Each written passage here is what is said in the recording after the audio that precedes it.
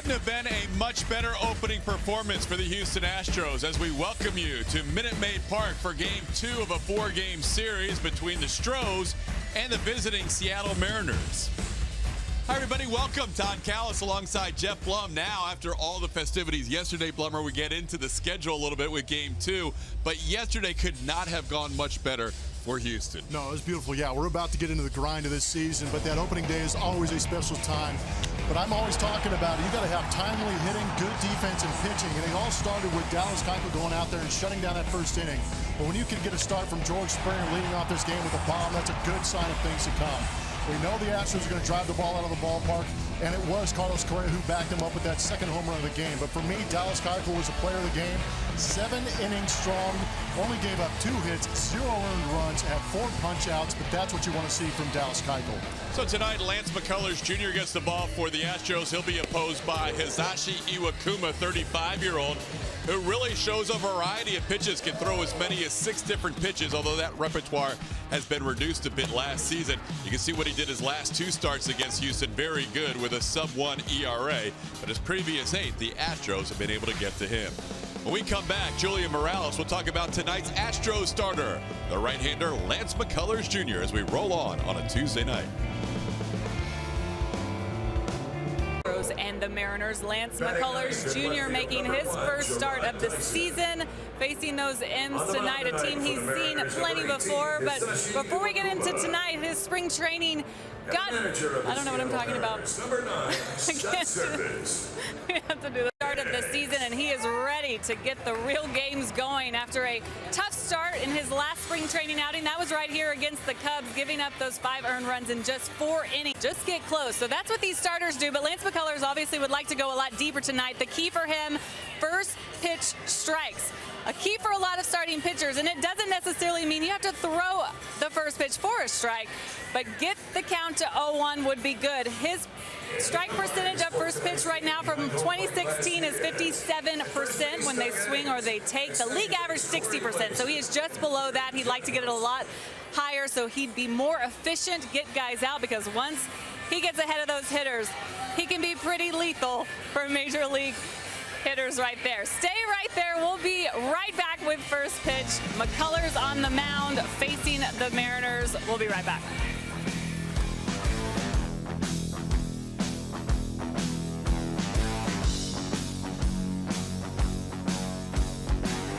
By Southwest Airlines. Yes to low fares with nothing to hide. That's transparency.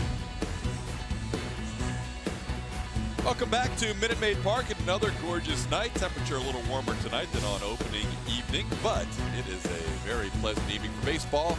Mariners are in town for the second of 4. Ryan McCann will be back behind the plate once again for the Astros. What a first night it was, Blummer. Just a combination of great pitching, unbelievable defensive plays, and some bombs as well. Yeah, I don't know if you could have written it up any better than we saw it last night. We got 8.5, which is always a good thing when we're playing here at Minute Maid Park, and that's innings played because the Astros had that lead due to some home runs. We saw the fireworks, the firepower that's out there. What I like is that maybe some of those guys that are new to the ball club didn't perform the way they wanted to, but I think that's how this lineup shakes out, is that you don't have to perform on a nightly basis. Other guys can pick you up during this process of a long season. Seattle coming in with a potent lineup, and they added to that this offseason, yet they were held to 3 hits in that shutout last night. Tonight is a Tuesday night, and it's our first opportunity to tell you about Twitter Tuesday. That's right. If you have any questions you would like answered during the course of tonight's broadcast, you can send them to @RootSportsSS or @RootSportsSW. You could also individually email us or Twitter us. You can tweet @RealToddCallis, @Blummer27, @Julia Morales, and we'll be answering questions on a Tuesday night this evening and throughout the season. Ready for Twitter Tuesday? Hey, we'll see. I know we had some good times with Twitter last year. Fans that are at home are highly active on the old Twitter account, so it's going to be fun to check out how it goes. Ready for baseball on this Tuesday night. Lance McCullers Jr. on the mound for the Astros, and here's the lineup he will face. Same lineup as last night for Scott Service. Gene Segura leads off. Mitch Haniger, also another guy coming over from the Arizona Diamondbacks. Then the middle 3, Robinson Cano, Nelson Cruz, Kyle Seager, followed by Valencia, Martin, Zunino, and Dyson. On the mound for your Houston Astros, it's going to be young right-hander Lance McCullers Jr. mixing into that 2-hole because Colin McHugh is on the DL. But a good guy to have out there. We know he is high energy.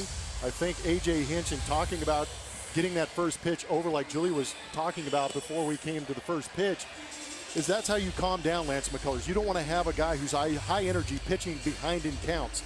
But if he does get ahead, he's able to get to that nasty breaking ball he has. 3-2 record against the Seattle Mariners in his career.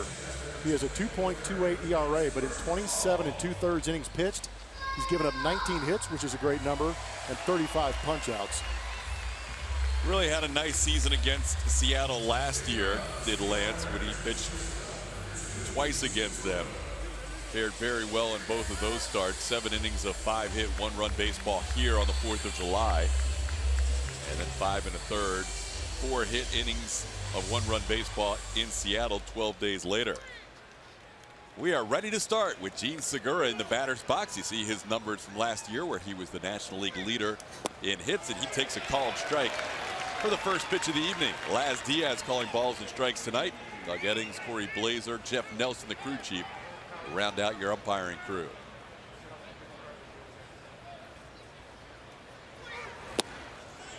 You heard Julia a moment ago mention Lance's spring. Never really got extended in any of his spring starts. His last outing came here in an exhibition game against the Cubs. And he worked 4 innings. That was the most he worked in any spring start. There's the breaking ball for a called strike. Nobody throws the curveball more often than Lance McCullers Jr., and it's quite effective.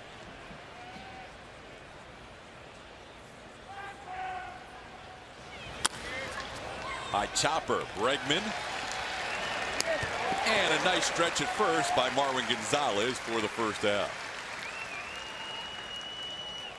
Nice play by Alex Bregman, and you can see one of the subtle differences in this lineup will be Marwin Gonzalez at first base. Out in left field, you're going to see the DH from last night, Carlos Beltran, out there in left field. I think that's where AJ feels comfortable to get Evan Gattis into that lineup as DH, is putting Carlos Beltran in left field here at Minute Maid Park. People might wonder why mess with success. But for AJ, it's important to get his guys all an opportunity to start one of these first few games. Yeah, he's still building a rapport with these guys, and I think it was a mission of his to get these guys in the games early. Starts out Haniger with a breaking ball for a called strike. Mitch Haniger facing Lance McCullers Jr. for the first time.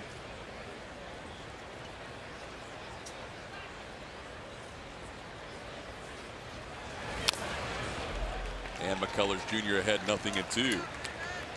Very good location. Fastball inside at 94. You also may have heard Brian McCann in a pre-game show interview with Julia talking about how he feels like now that the lights are on, you're going to see a different Lance McCullers Jr. And he picks up his first strikeout on the breaking ball. 1-2-3. It took him 3 pitches to strike out Mitch Haniger. What I like is that he used the get-me-over breaking ball early in the count and then had the put-away breaking ball later in the count. That's why he wants to get ahead, because you see the velocity is firm, first among all Major League starters, and the usage is up. He's very confident, and he knows the spin rate on that breaking ball, too. He will actually go back and watch the tape and try and get the numbers on the spin rates. We mentioned his 2 starts against Seattle last year, 12 1/3 innings combined, just the 2 runs allowed. Struck out 18. Here's Robbie Cano. Robinson sends one in the air down the line and left. Beltran looks over, and this is a fair ball as Cano will roll into second base with a 2-out double. Beltran making his first start in left field. Check the location on our MD Anderson strike zone. Set up inside. You see the fastball up and away. Cano goes with it. Gunn says 97 on that fastball, but up out over the plate. Robinson Cano is going to get a good look at it. We know that sweet swing can get the barrel to it too. Cano now 7 for 15 in his career against Lance McCullers Jr. McCullers with much better numbers against this guy, Nelson Cruz, just 1 for 7, including 5 punch-outs. See what Cruz did last year, leading the team in home runs and runs batted in.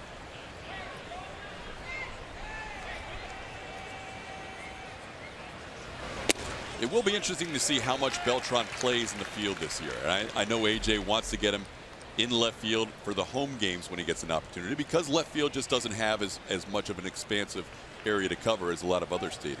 And that's exactly the reason. You got the Crawford boxes out there. You've got George Springer in center that can help out. But some of the bigger ballparks like Safeco or Anaheim and even Texas, those are some big outfields to go out there and patrol.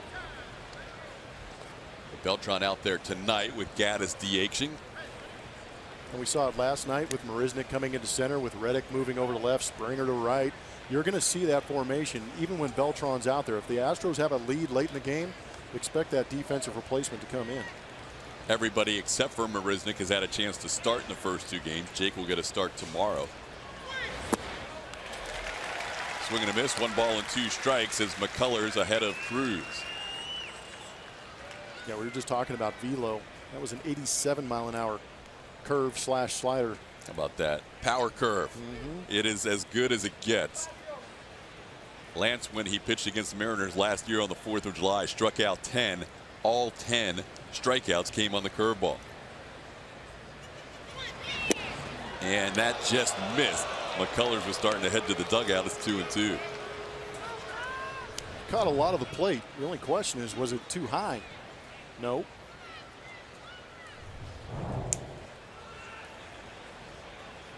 Tell you what, in order to help your pitch count, you need the umpire to cooperate. Yeah, you don't want to give too many extra pitches to Nelson Cruz, that's for sure. There it goes as McCullers picks up the strikeout on the breaking ball. 2 strikeouts in the inning, 1 left on.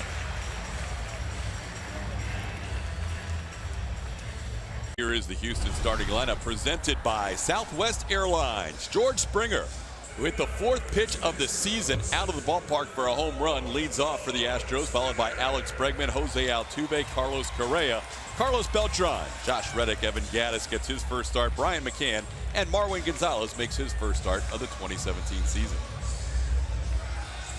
The Astros lineup will match up against Hisashi Iwakuma. See some of his numbers last year, those 4 starts in his career against the Houston Astros. Last year, 1 and 2, 3.52.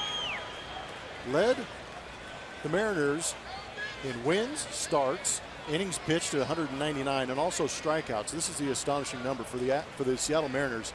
Without King Felix in there, their team leader in strikeouts was Iwakuma with 147. How about that?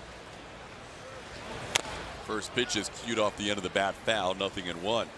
Not bad when a guy who fails a physical, who is supposed to be a Los Angeles Dodger, ends up with 199 innings pitched. So he was healthy enough to pitch for Seattle, at least. He stayed with them because he was a Mariner ever since his days in the Japan League. They thought he was going to LA to pitch for the Dodgers. That didn't work out. Ends up back in Seattle and has a nice year. It's amazing how that works out. George Springer, with that leadoff home run last night, became just the 2nd Astro in the history of the team to hit a home run to lead off on opening day. Terry Poole accomplished the feat twice. It's amazing it wasn't Craig Biggio. All those years he led off. Biggio did throw out the first pitch, so he had that going for him. He's also got a pretty cool Hall of Fame jacket too to go with it. That's not bad either. Yeah. Threw out the first pitch to the guy who will also have a Hall of Fame jacket soon. That is pretty cool. A couple of Astros going in. The future. 3-1 to count to Springer. George Springer in that leadoff role. You see some of the home runs. Obviously 17 in that first inning in his career, racking those up. But he didn't care. Late in games, it didn't have too many opportunities with 2 and 1 in the extras, but he does his damage early. We talked about how this Astros offense can be a quick strike offense. On the ground, knocked down by Seager, but Springer will live. On the second hop, Seager could glove it cleanly, and the Astros have a base runner. I talk about catching being a tough position. Third base is a tough position too. Kind of a chopper, a lot of top spin and in between hops. Here's our Super Mo. Pretty good look at Seager tackling it. Brought to you by Mattress Firm. That's that top spin, and he tried to take that drop step to create a good angle, but I think he recognized early that only chance he had was to knock it down, keep it from getting into that left field corner. Ruled an error against Kyle Seager, so Springer on first base, and here's Alex Bregman. Bregman, a nice game last night, 1 for 3, including an 11-pitch walk. Chopper towards Seager. To Cano for 1 to turn in time. And on the first pitch to Alex Bregman, he grounds into a double play. Has some pretty good redemption for Kyle Seager down there at third base. It's all you're wishing for as a defender. As soon as you make an error, give me another ground ball, let me make up for it. He did. Iwakuma can roll you over. He'll get a lot of ground ball double plays. Last year didn't get as high a percentage of ground balls as he normally does, because he threw a few more cutters and sliders last year than he did sinkers and splits. He's a guy that he will send as many as 5 or 6 pitches at you in a given night. Altuve aggressive on the first fastball he sees and fouls it back to the screen. I also have an alternate theory on that, just in watching some of the games that he did pitch against the Astros, where he did a good job of setting up the off speed by elevating in the zone, which is hard to understand when you have a sinker ball like Iwakuma, but he made an adjustment, started to elevate. Well, this is where, like any pitcher, you can really do well when he works ahead of the count, but especially Iwakuma. He gets a lot of chases when he gets ahead in the count like he is here, 0-2. Well, it allows him to throw those 5 pitches you're talking about. See, that ERA, though, has been slowly moving up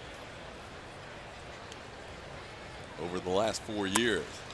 He does get Altuve to chase. Ground ball to short. Altuve speed. Oh, he is safe. He is safe. Doug Eddings calls him safe at first. We did not have any challenges or reviews last night. Again, the umpire has to look over to Scott Service, and he has to make a decision. That was an interesting call by Doug Eddings down there at first base. Got to give Altuve credit for hustling down that line to make this play as close as it was. Watch the ball in the back of the glove if you can, right there. This one's going to go into review, I believe. But that was kind of like Doug Eddings went with the right arm up, then brought the other arm up and went to safe. Well, you've got a new rule this year for the amount of time you have to challenge a play. You cannot keep asking your video coordinator to look at a replay. You've got 30 seconds to make a decision one way or the other. Service made that decision within about 5 or 10 seconds, and it looks like the Mariners are going to win this one. He was pretty confident about it. Altuve made it close, hustling down the line. He does. He always puts pressure on defenses. You know, the reputation of Altuve is when that ball is in play that he's going to take off running. Watch the little man go. There's no quit in this kid. And Segura knew it too. He really rushed the throw. Seattle is heading off the field, so apparently the Mariners have a pretty good idea that they're going to win this. How is it taking this long? You and I had it in 10 seconds. This one should be a pretty easy one. Yeah.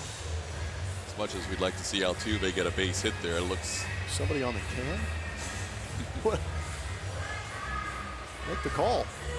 Everybody except for Hisashi Iwakuma and Mike Zunino for the Mariners have left their positions. The pitcher and catcher are in position. The rest of the team is like, we've got this one. And they're going to look at and see if Valencia's foot stayed on the bag the entire time. But again, you're looking for that baseball in the back of the glove. That's what the umpire's listening for also. That's when they hear the pop. They're listening for the pop. They're watching the runner hit the bag. It was an incredibly close play, but on the replays that our guys have given us, he's out. Well, the longer this takes, oh, here we go. I was going to say the longer this takes, the better chance Altuve has, but I don't think he's going to win this. Crew Chief Jeff Nelson. And after that, they decide he is, in fact, out. So a 9-pitch inning for Iwakuma in the bottom of the first. The second at Minute Maid Park. And our pitching performance is presented by Kubota. And we're looking at Lance McCullers against the Seattle Mariners. He's facing them for the 6th time tonight. In 5 career starts, though, you're looking at those numbers: 3-2, 2.28 ERA. And honestly, one start really ballooned that ERA, if you can even say that. It was one start back in 2015 where he struggled a bit against the M's, but for the most part has had a lot of success against this team. Of course, this lineup looks a lot different, guys. Used to be a lot of lefties in that Seattle Mariners lineup. A little different now with all the new faces. You're right. They're a little more balanced now, Julia, for sure. This is, though, a good team, you would think, for Lance, because they are a pretty aggressive group. They are aggressive, and they understand they've faced Lance a couple of times and tried some different approaches to what he's bringing at him. But I think if he's really aggressive early on in the strike zone, it's going to put these hitters on their heels. Saw Gene Segura last night was aggressive against Dallas Kyle. I mean, Dallas Kyle, pardon me, Daryl Kyle was who I might have been subliminally referring to, but Dallas Keuchel, they were aggressive. In Segura's first at bat, it was taking early and fell behind and eventually got himself out. There you see the shift on Kyle Seager. Lance had missed on the first two to the third baseman for Seattle. He was 4 for 4 in first pitch strikes in that first inning, and that's a category AJ's happy about. How about that short hop? Nicely done by Carlos Correa in the shift. And there's one out. Tell you what, the analytics early numbers on the shifts are pretty good. We've seen some rockets hit right at him yesterday, today. A little bit of a top hand lob coming right at him off the end of the bat. Good play staying with it. That didn't look easy from that angle. That was a great angle because you could see the top spin. That really, Correa thought he was going to catch that in the air. And he ended up backhanding it or making the short hop play. That was a changeup that McCullers threw to Seager on that ground out to Correa. Now he'll face Danny Valencia. Just away, 1-0.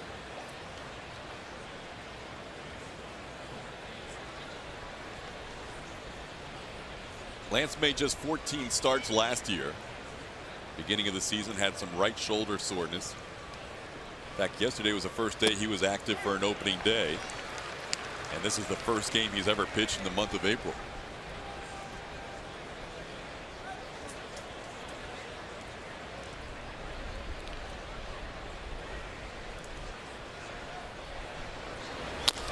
Chopper towards Altuve.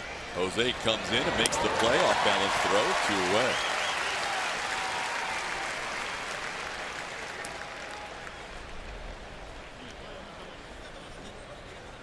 We mentioned the first out of the inning was on a changeup, and that's going to be a continuing work in progress for Lance McCullers Jr. But if he can somehow get that pitch to be effective to go along with what he already possesses in that fastball power curve combination. Well, having that third pitch, instead, if I'm a hitter facing Lance last year, it's fastball, curveball. I have a 50-50 chance if I'm going to guess right. And then you can look at the numbers and the tendencies and maybe lean on the curveball a little bit, anticipating that pitch. But if you throw a third pitch into that wrinkle, it plants that seed. And I think that's what that changeup did to Kyle Seager. He goes, oh, okay, now he's got a changeup and it was in the strike zone. There's something else I have to look for. But at the same time, Lance throwing a changeup and getting an out on it, it goes a long way for the confidence too. Now he's 1-1 on Leonis Martin. Leonis with good numbers against McCullers, 3 for 5, 2 doubles and a triple. That pitch misses inside. It's 2-1. It's a good pitch. That is the new view from our center field spot. Grounder just foul, although it almost kicked fair. Marwin Gonzalez played it.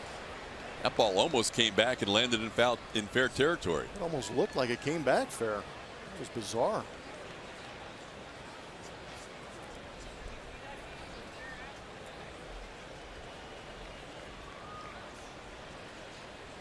Now with 2 strikes and 2 outs, Astros will shift for a 3 on the right side of the infield for Leonis Martin. And McCullers strikes him out. Third strikeout for Lance and a 1-2-3 inning. Astros on a Tuesday night, game number 2 after the Astros won their 5th consecutive opening day. All 5 years as an American League squad. They're a perfect 5-0 on opening days. Couldn't have gone much better either. Lance McCullers Jr. trying to follow in the footsteps of Dallas Keuchel, who was brilliant last night. It was fun to watch. Carlos Correa had quite a game as well with a home run, sac fly, a couple of RBIs.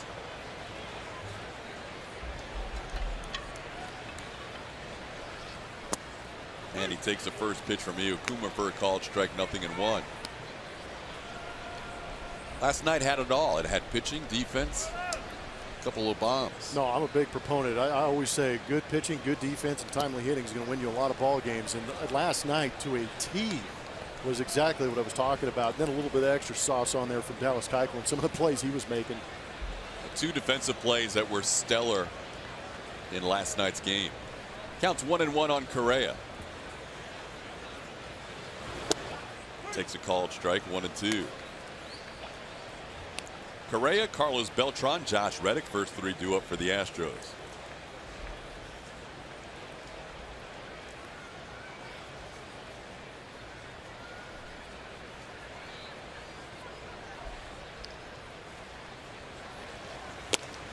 And Iwakuma gets Correa for his first strikeout of the night. Talk about Dallas Keuchel. Here's what he did last night. He went 7 innings strong, had 4 punch-outs, but the baseball was on the ground. He did a good job of staying off the edges, kept these Seattle Mariner hitters off balance, but the defense was playing extremely well behind him. And I can't emphasize enough how nice it is to play behind a guy like Dallas Keuchel. You know you got to be on your toes. You know you have to be ready. And what you're seeing here, too, is Brian McCann had a good working relationship with Jeff Nelson behind home plate, getting some calls, too. He did. We talked about those 2 being locked in last night. How about the fact that after the game, Dallas Keuchel said he didn't really shake off McCann the whole night. Good move. It's one way to develop rapport and confidence in each other. I mean, these guys learned each other in a hurry in spring training. Yeah.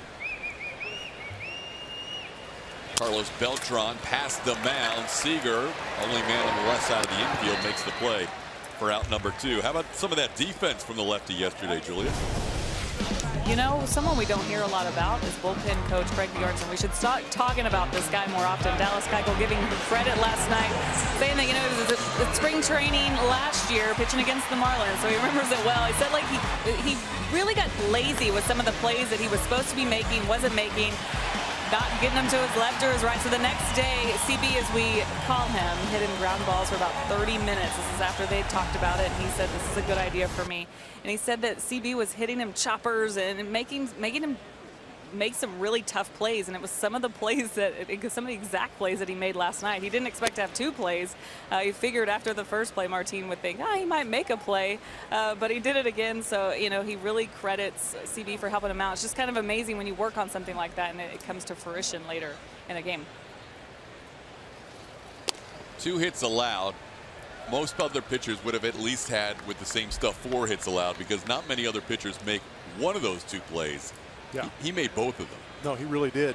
And, you know, it's not Dallas getting lazy. You know, that's what he's going to say, but he is so good at fielding his position that maybe he might have gotten a little complacent. Sometimes you lose focus when you're that good. But CB out there laying down the law. I like it. Get on the mound. You can take your Cy Young with you if you want. Put it right next to you, but we're going to work on our PFPs. You don't win 3 Gold Gloves in a row without working. Absolutely true. Good to see that it paid off in game 1. 3-0 to Reddick, and he'll take a strike. Josh Reddick 1 for 3 last night in his Astros debut. Coming off a season in which he hit .281 overall, but .296 last year in the American League.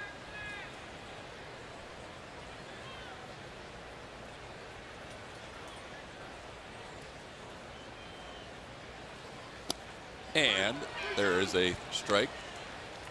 It's 3-2. You can see Iwakuma shake twice to get to the pitch he wanted, and he challenged Reddick on that 3-1 offering.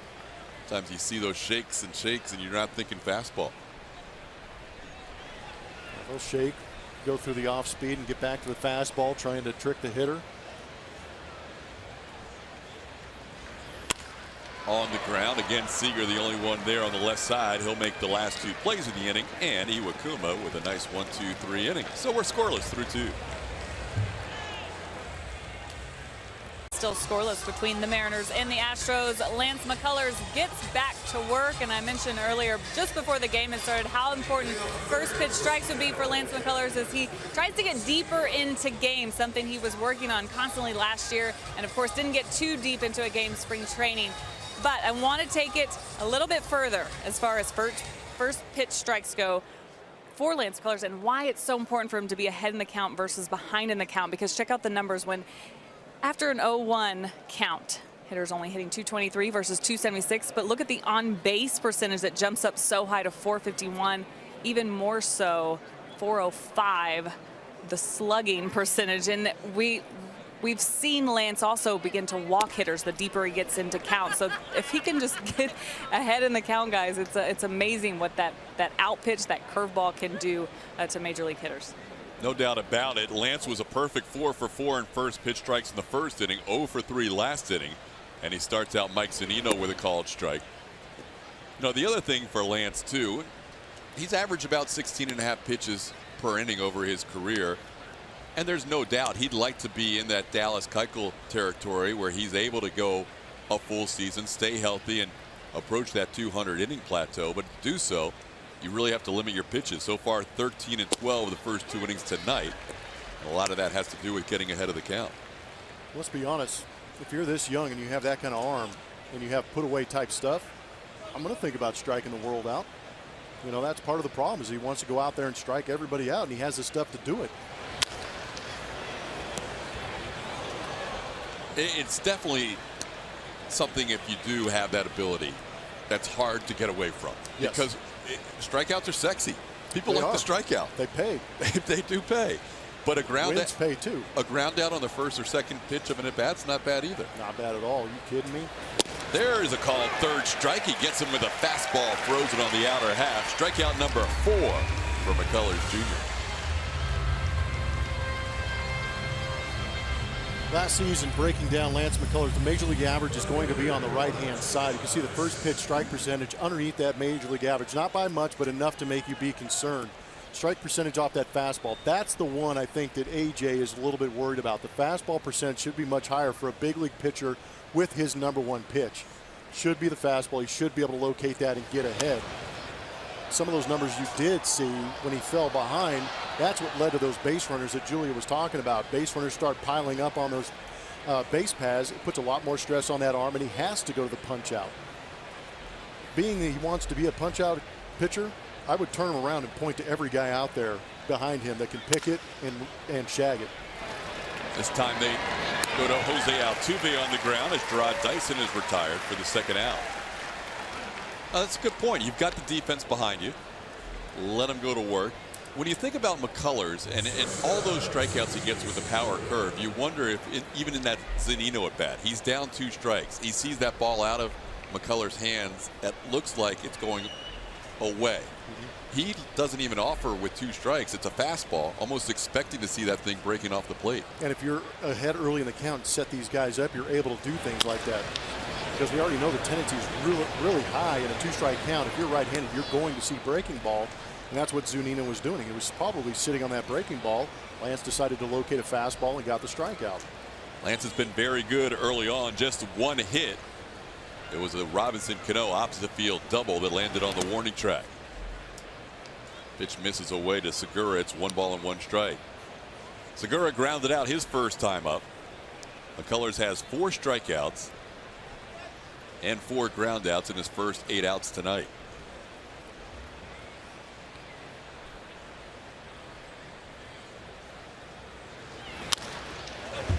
In on the hands, it's 1 and 2. Segura expanding on that inside corner, I think may have earned himself one of those nasty curveballs on the outside. Lance is ready to go. He and McCann, just like last night with Dallas Keuchel and McCann, they have been in sync. Lance with a count of 1 and 2. And there's the breaking ball. Segura can't hold up, and that'll do it for the Mariners in the third. A 1-2-3 inning for Lance, including a couple of strikeouts. He now has 5.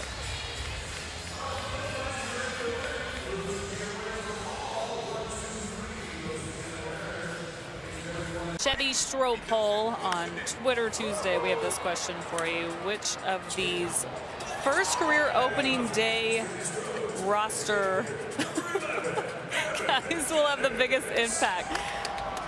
I had trouble reading that question, but which of these guys who are on the opening day roster for the very first time will have the biggest impact? Is it Alex Bregman, Yuli Gurriel, Lance McCullers, or is it Joe Musgrove?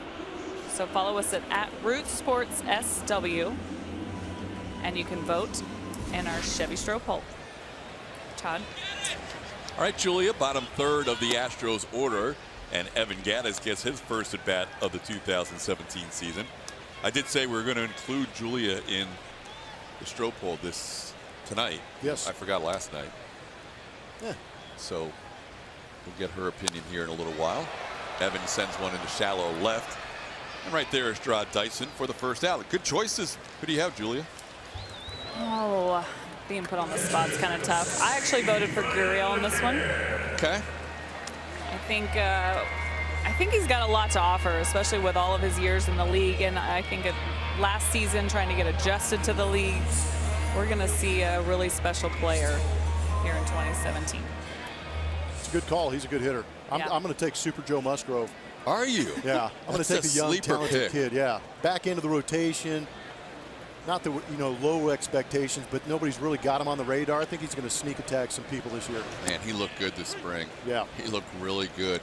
You know who honestly I was thinking, which is kind of funny because I think our three choices might not be the ultimate winner. I was thinking Lance McCullers Jr. Yeah, well, hey, good call. I mean, he's pitching tonight, so why not? So that means none of us are going to pick Alex Bregman. How about that? He's going to rake. I mean, that's the easy choice. He may win the fan poll, but oh man, he will. Well, you're going to see him on a daily basis too. I mean, that's the other thing about Yuli Gurriel is you're going to see these guys playing on a nightly basis, so they're going to have their opportunities to contribute. And who wouldn't want to hit in this lineup? Brian McCann to left field. Dyson will look up, and McCann has gone yard to left. 1-0 Astros on McCann's first home run in Houston. Welcome to the juice box, kid.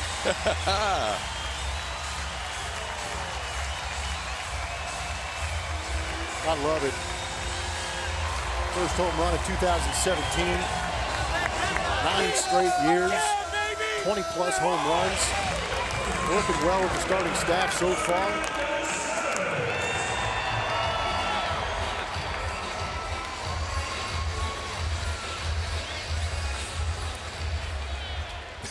He doesn't want to get on the Astros celebration with the cup of water. He just flat out refused. Didn't want to mess up his hair. Jake Marisnick was ready. Now this is great because Brian McCann comes from Yankee Stadium. Yes. Where you just hit a decent fly ball to right and you've got a home run. Yep. He talked all winter long about wanting to use the whole field and becoming more of a complete hitter. Mostly because of the shift. But also, he's in a whole new ballpark now where that fly ball is not a home run maybe in Yankee Stadium, but it works here. Yeah, that's one of the interesting things here is that you can hit line drives that may be maybe off the wall in left field. But here they're going to sneak out of there. It's a good thing to see him driving the ball the other way because we saw the mechanical adjustments, but there's 2 ways to beat the shift. Go the other way and hit it over their heads. He did both. I like it. That's good to see Brian McCann hit a home run the opposite field. And he gives the Astros a 1-0 lead, his first home run as a member of the Houston Astros. Marwin having a good time with Laz Diaz right now. Marwin getting his first start, 118 starts last year. Getting a start tonight at first base. Made 74 of his 118 starts at first last year. Pitch in the dirt. It's 1-2. 360 the official measurement on the Brian McCann home run.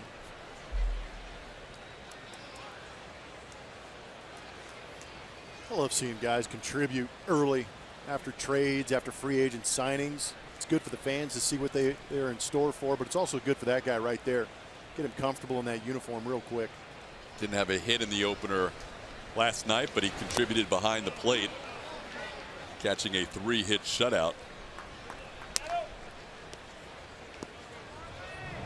Look at that swing.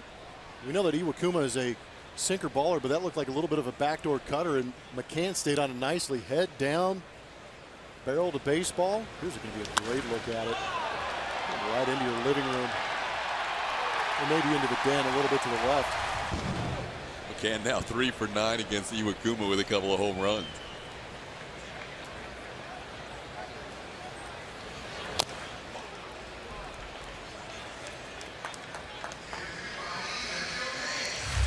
Hisashi Iwakuma turns 36 years old in 8 days.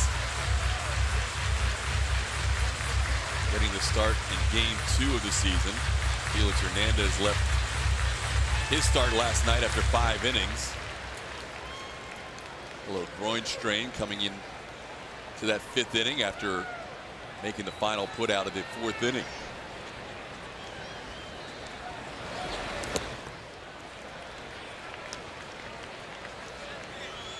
Great research done in our truck to find out that Brian McCann last year had 1 home run hit to left field. How about that? We saw last night Carlos Beltran numbers also in a Yankee uniform. A lot of his left-handed home runs were to the pole side. And it's interesting to me to see that with guys who play in Yankee Stadium, because it's still relatively short in left field down the line, and then it shoots out in the gaps. But here, pretty welcoming place for these guys to go the other way. Minute Maid Park, lefties to left field, best park by far last year. And Brian McCann's learning that quickly. It's good to see. Almost a mirror in that dugout. Did you notice that? Yeah, it is. McCann and Gaddis sit next to each other. Brothers in arms. Which is which? Brothers in beards. I mean, if you're not a big Astros fan, even if you are, it takes you a beat to figure out which is which. Right? Who cut down the most trees in the offseason? I'm taking the guy on the right. You are? Oh, yeah. Yeah, I would go with that too. Evan on the right, Brian on the left as you look at that shot. You sure? I'm pretty sure. I've got 95% confidence there. I'll tell you what, on picture day when they were showing some of the shots online, you couldn't tell either of them apart with a hat on. Gonzalez goes around and strikes out for the 2nd out. Well, FanFest, Brian McCann was getting a lot of, hey, Evan. I believe it. That's the worst part about it. You're going to go to these road cities and people looking for autographs and they keep calling you the wrong name. They both catch. They sit next to each other on the bench. Ex-Braves. Ex-Braves. Just goes on and on. They seem to be having a good time together, too. That is beautiful. One's left-handed, one's right-handed. Maybe they're separated at birth and we don't know it. Based on the amount of sweat, can you tell which one's catching today and which one's the DH? 2 outs, base is clear. Back to the top of the order. George Springer reached on an error his first time up. Yeah, which one has adapted to Houston, which one hasn't? Good point.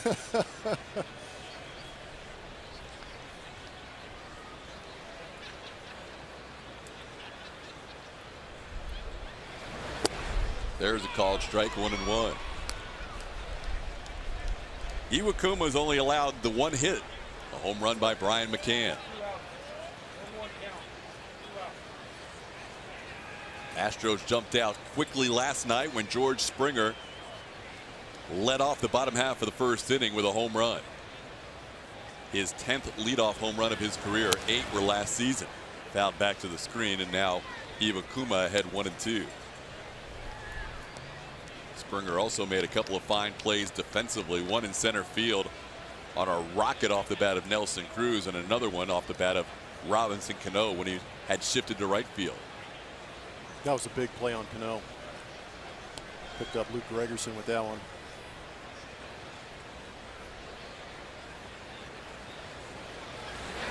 I did ask George about that Nelson Cruz line drive earlier today, and he said it did have a lot of that knuckleball action. Really? He said it really tailed towards right field. That ball off the bat, he knew it was scalded. And he had a tough time picking it up, too. We saw in the replay where he was mouthing to Josh Reddick because I couldn't see it.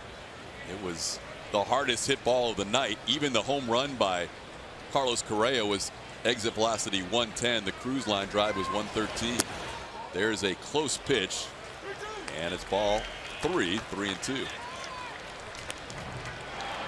This is that one Todd's talking about. Bullet up the middle and right at him, but you can see from that view behind home plate, kind of tailing off the right over the left shoulder. Great play, good athleticism. Again, we talk about feet catching ground balls. They catch fly balls too. Stays alive. And we found out after the game on the new MLB StatCast where they talk about hit probability. That was a strong hit probability off the bat of Nelson Cruz that was recorded as an out by George Springer. Yeah, we're seeing that a lot more these days. StatCast is keeping track of a lot of things, and it's a combination of exit velocity and launch angle. We saw exit velocity from Carlos Correa, 110 miles an hour. His launch angle was around 35%. So he's getting a lot more loft under it, whereas Nelson Cruz was about 5–10% on a line. Good at bat. Good plate appearance there by George Springer. Draws a walk with 2 outs. First walk issued by Iwakuma.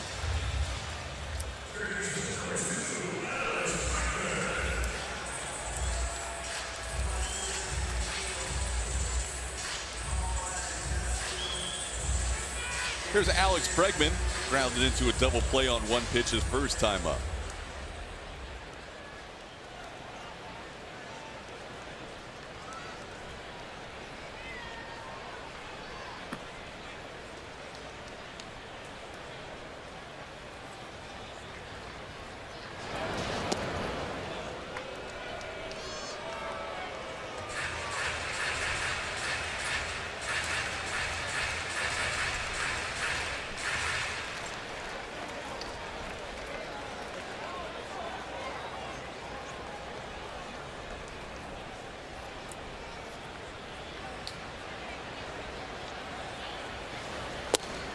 Called strike. Bregman again was limited this spring in terms of at-bats. Played in the World Baseball Classic, did not see a lot of time for Team USA, but was proud to bring back a gold medal. Ended up getting a lot more ABs in the final week of spring training than he normally would, and he really had a nice first game.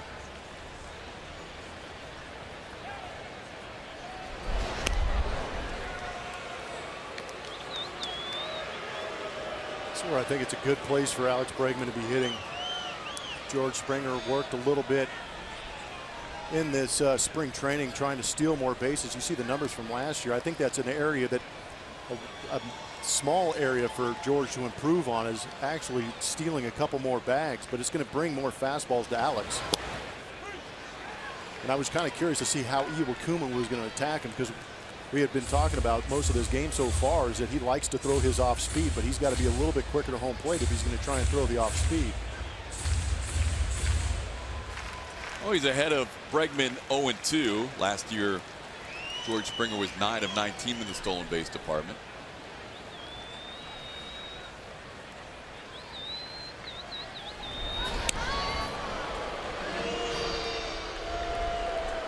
Just a show me move from Iwakuma. Averages around 1.3 seconds to home plate. So I think George has speed to compete with that. If the guy's a 1.5, you're stealing all day long on him. 1.3, just a little bit above average. Yep. But you get guys that can run and get good jumps. I'm taking my chances. He's going on the 0-2 pitch. Danino double clutches, and he's still out. So Springer retired for the final out of the inning. Brian McCann, welcome to the new digs. Minute Maid Park and the Crawford boxes. Welcome him nicely as he takes that slider out the other way. Lance McCullers getting his first start in April ever at the big league level, and we have seen some great fastballs. He is getting ahead in counts, much to the delight of AT Hinch, which allows him to put guys away with that curveball. Now that he's set them up, we've seen a good fastball on the outside edge, working very well with Brian McCann, who has backed him up with that solo home run to give him a 1-0 lead so far.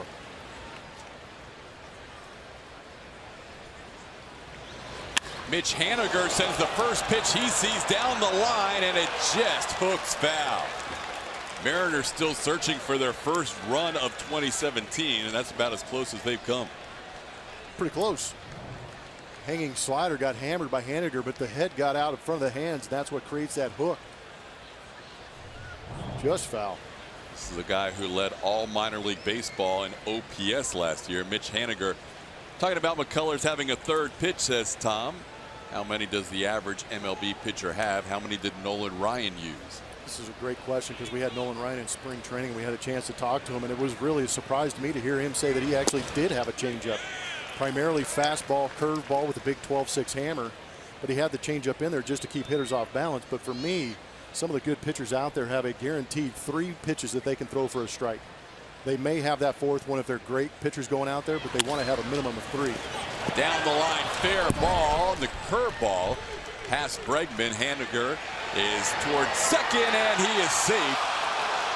Correa went all the way out to make that play from shallow left field. It's another unique quirk here at Minute Maid Park is that base hits down that third baseline will ricochet off the stands down there in left field. They used to have the radar gun there back when I was playing, but Carlos Correa played it perfectly, and they almost got Haniger at second base. It was nicely done. Good look at it on the super mode. Good pick. Quick tag, just not quick enough.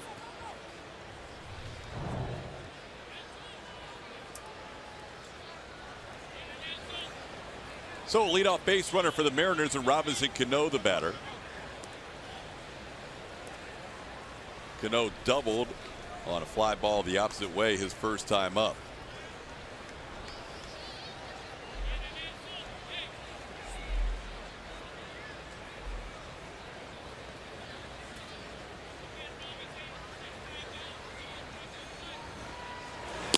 Pitch misses away. Julia, what do you have for us? Hey, Todd, just talking about that changeup for Lance McCullers, something he, obviously worked on in spring. Hasn't thrown it a lot tonight, but it's tough to go from the spring training outings where you can get away with things to coming into real competition, and this is where the real test begins. But for him to be as dominant as everyone thinks he can be in this Astros organization, he does need that other pitch, like you guys were talking about. Take a look at the pitch grips we can see from Lance McCullers Jr. and how he holds the baseball. There's your four-seam fastball. Everybody in baseball learns that one around the age of 6. But that's the interesting one right there. That's how he creates a spin. The reason that pointer finger is up and it looks like it's spiking that baseball is because he puts pressure on the middle finger to yank down on that breaking ball. That's the two-seam changeup. And he has the four-seam grip, much like the fastball, but it's kind of shoved back in the hand, and you see the circle on the side of the baseball, putting the baseball in the last 3 fingers of his hand.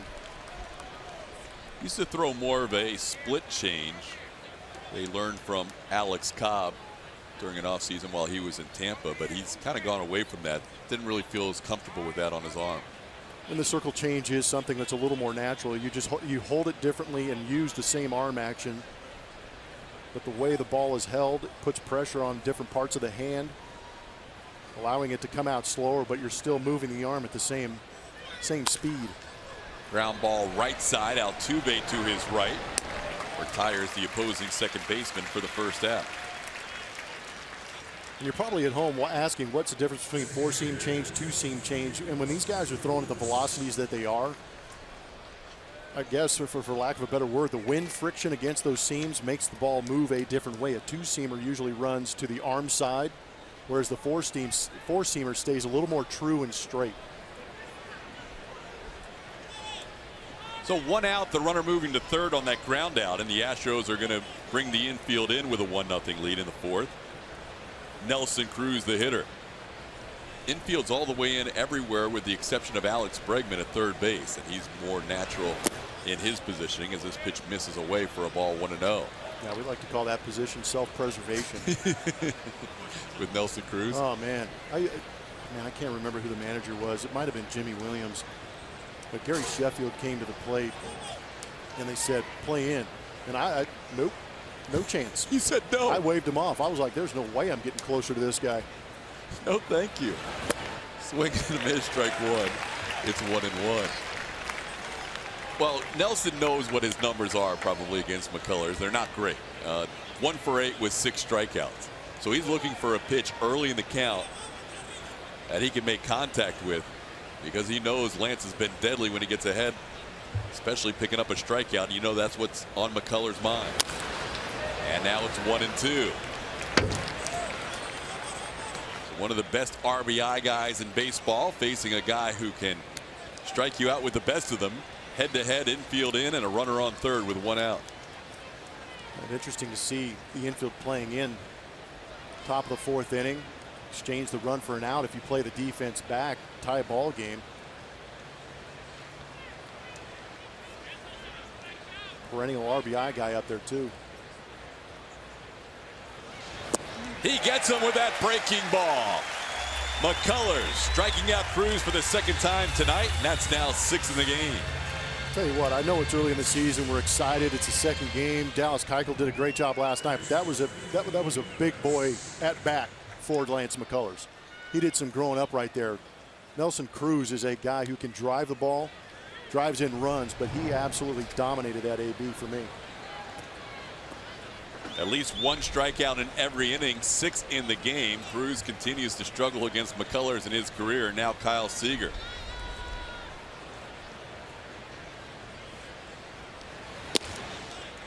Seager takes that pitch away, 1-0.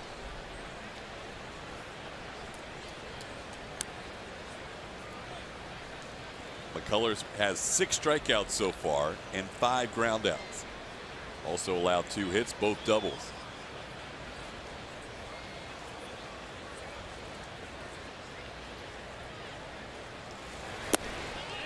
Seager tries to hold up and does. 2-0.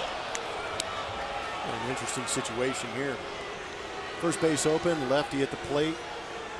Right-handed hitter on deck if you're playing matchups, but Lance has actually last year had better numbers against left-handed hitters. And Seager is 3 for 12 against Lance with 4 punch-outs.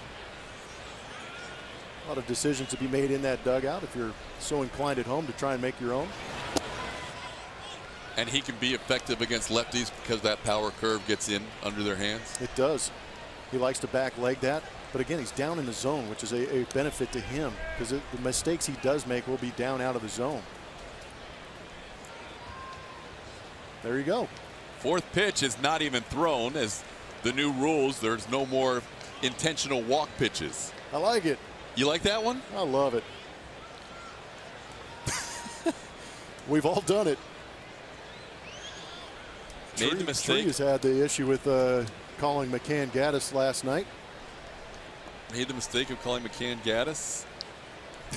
Imagine if Casey McGahee was sitting next to him. Always thought they looked alike.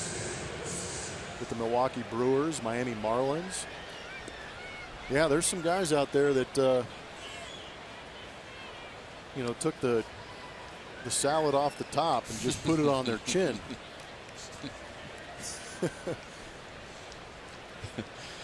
Here's Danny Valencia.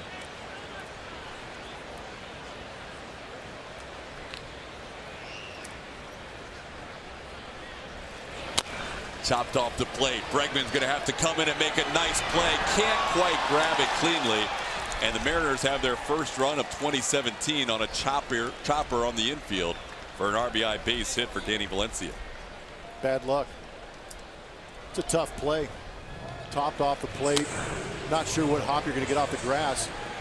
It looked like Alex Bregman had the intention of coming in with the bare hand and then realized who was running, but he just couldn't quite make the exchange. I believe if he makes the exchange with his arm, he gets Danny Valencia at first.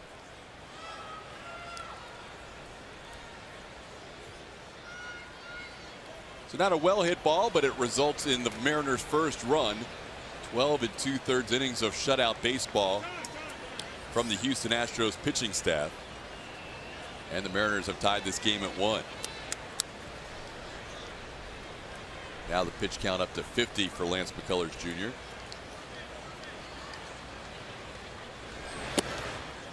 Pitch misses away, 1-0. Oh man, that's an easy question. What pitch did I have the most difficulty hitting? Changeup. If that was a guy's 8th pitch, he was going to throw me a changeup. It was known league wide that I had a tough time with the changeup, but I actually made a couple adjustments to try and hit it. Off the glove of Marwin Gonzalez, everybody's safe. Altuve throws behind the runner at second. Mariners now have the bases loaded.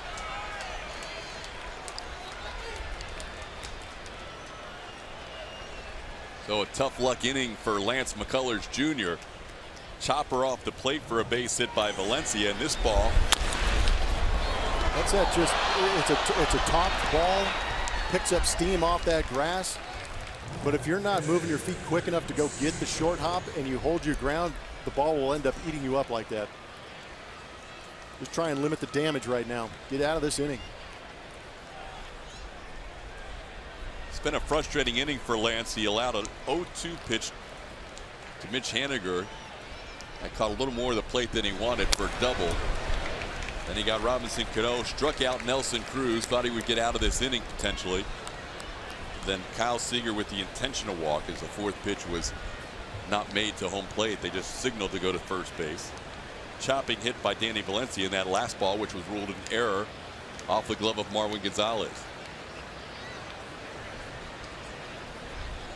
Lance did so well getting Nelson Cruz with that punch out and fell behind Kyle Seager. Now it's just kind of spiraling out of control. You hope that McCann and he can get on the same page and get out of this thing.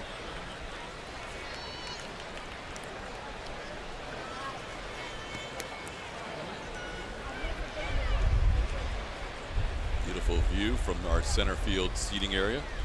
Batter's eye bar is up there, part of the Bud Brew House. 1-1 the count. Zunino 0 for 5 in his career against Lance with 3 strikeouts, and now he's down on the count 1-2. He's taking a couple of fastballs for strikes against Lance, almost like he's not looking for it. I couldn't agree more. That was a pretty good fastball to hit from Lance McCullers, but you're not going to react to the fastball if you're sitting off speed. He got a 1-2 fastball from Zunino, which is rare, as you saw that breakout. This time he gets the curveball, and he doesn't get the call, just off the outer edge. It's a pretty gutsy take by Zunino. If he was looking curveball on that pitch, surprising he took it, because that had a lot of the plate at the beginning. Again, all it's got to catch is that front corner. Looked like it may have. Fans looking for the strikeout, or at least anything to get out of this bases loaded situation. Ground ball to short. Correa will make the play to first, and Seattle scores 1 but leaves the bases loaded. We head to the bottom of the 4th, all time. Minute Maid Park. Cheer on the Astros in the loudest and most energetic part of the ballpark for every Friday night home game, the Stro Zone. Sit in the Stro Zone and get a unique t-shirt along with a custom H-Town foam hand. Visit astros.com/StroZone now to purchase your tickets. I just learned what that is. The Stro Zone? Well, the Stro Zone, yes, but also the hand signal for H-Town. I'm typically holding up that sign at rock concerts. In the air off the bat of Bregman, but he got under this one. Gerard Dyson is going to make the play. Carlos Correa. We're going to look at his highlight package. Fastball inside. He does a very good job of bringing the hands in. We talked about it yesterday. A little bit of a lag with the barrel, but that top hand or that bottom hand is a guide. That brings the knob inside the pitch. The top hand is the power. When he recognizes where that pitch is and that guide is online, he will release absolute fury with that top hand driving it out. But that's what makes him so special as far as driving that pitch on the inside corner out of here. 1 out, and Jose Altuve the batter, and he'll take a pitch. With those highlights, we're going to talk about Carlos Correa a little bit more. He's the subject of our forward spray chart, and you can see the blue dots are the fastballs, the orange are off speed, the white dots are breaking balls, and where he is hitting some of those pitches.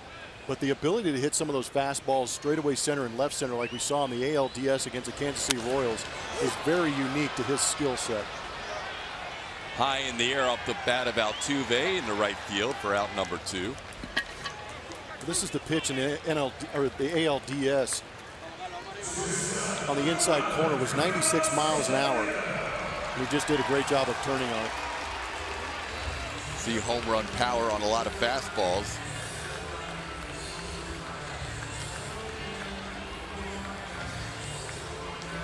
But that's why it was so impressive.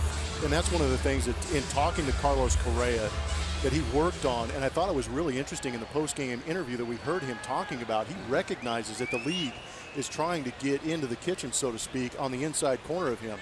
So he gets in the cage, works in it on it off the tee. Therefore, he's doing it in a big league ball game. But his skills already are going to put up big numbers. But now you add the mind to it and the work ethic, he's only going to get better. I like the fact that this 22-year-old was your pick to be in the top 5 for MVP voting this year, and that changed last night. Oh, he's going. He's going for the number one spot. Yeah. You got him at number one after one night. And it's again, you see him do things, and you kind of lose focus of it a little bit, and then he does it again, and you're just like, you got to be kidding me. How did he take that pitch, keep it fair, one, and then drive it out of the park? I thought it was great that Bobby Dynamite, who runs the train up there, took a picture of it, tweeted it out where the ball was sitting in between the tracks up there, too. That was kind of cool. That was really cool. Now Correa has a 3-0 count. Bases are cleared with 2 outs. If you're the opposing pitcher, how good do you want to make a 3-0 pitch to this guy? Yeah, because you know he's got the green light.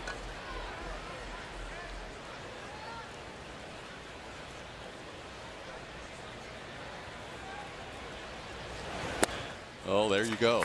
Little off-speed pitch at the ankles. Well, and you know what? In talking about how many pitches a pitcher has, sometimes that's where you're going to see those secondary pitches. If he's able to throw the off-speed pitches, 4 strikes in hitters' counts, that's where they come in handy. But again, still, you can throw an off-speed pitch to Carlos Correa in a 3-0 count. He might hammer it out of the ballpark. He sees the ball so good. So Correa, a 2-out base runner. Carlos Beltran has some nice numbers in his career against Hisashi Iwakuma. Even with the ground out his first time up, Beltran is 6 for 12 in his career against the Mariners right-hander. Iwakuma starts him off with a strike on the outside corner, 0-1. Astros have just 1 hit. That hit was a home run to the opposite way by Brian McCann. So McCann has matched his opposite field home run total of last year. Last year he hit 20 home runs. On the ground into the shift, Cano from shallow right. And the Astros are out here in the 4th. Tied at 1 heading to the 5th. They're in a good ball game, knotted up at 1 apiece.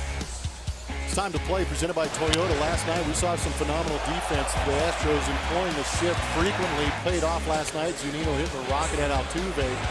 Alex Bregman sat back and watched the show because Dallas Keuchel was bouncing off the mound, making great plays, helping his own cause. And of course, Carlos Correa on the backhand, but threw a ground ball to first that Yuli Gurriel picked up nicely.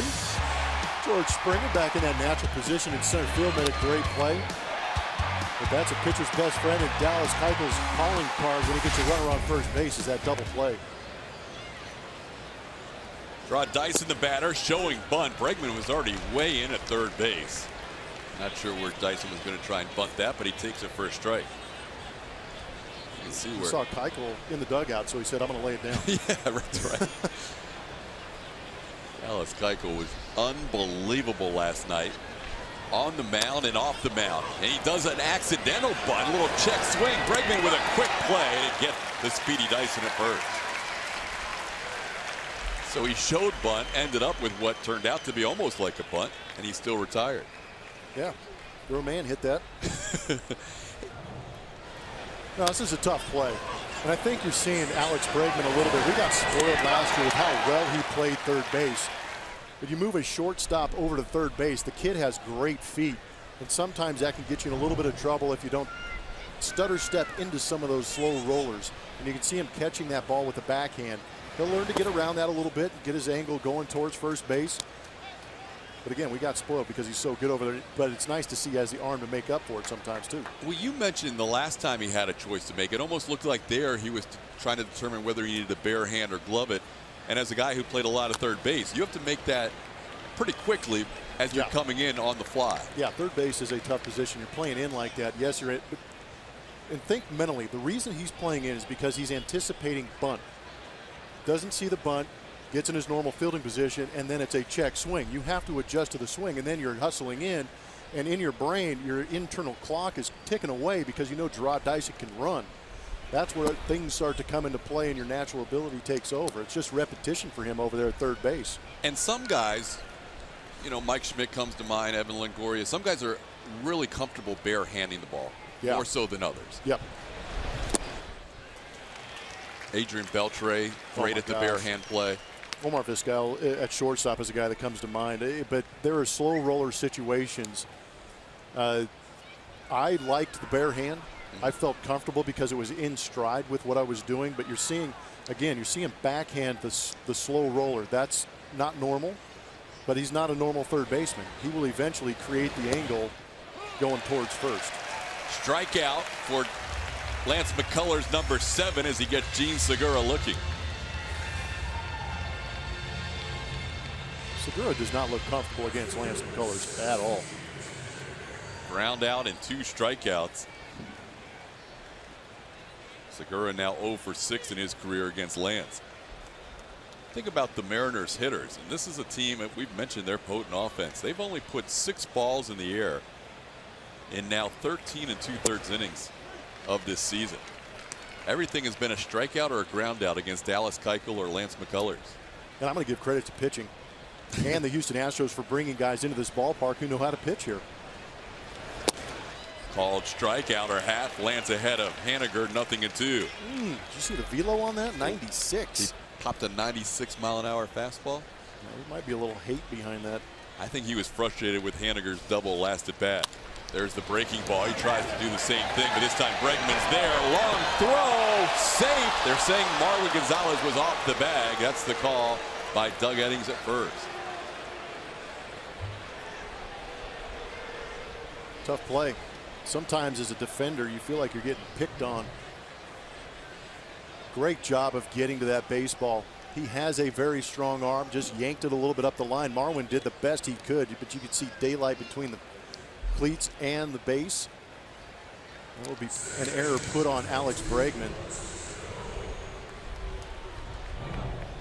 The second error of the night on the Astros infield. That was a tough play, but an error charge to the young third baseman, who last night became the youngest third baseman ever in Astros history to start at third on opening day. Here's Robinson Cano. Doubled his first time up.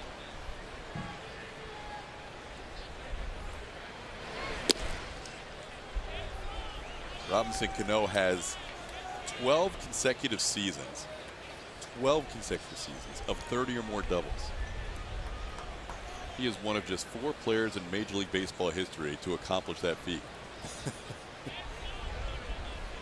Not too bad. And he did some damage last year against these Astros.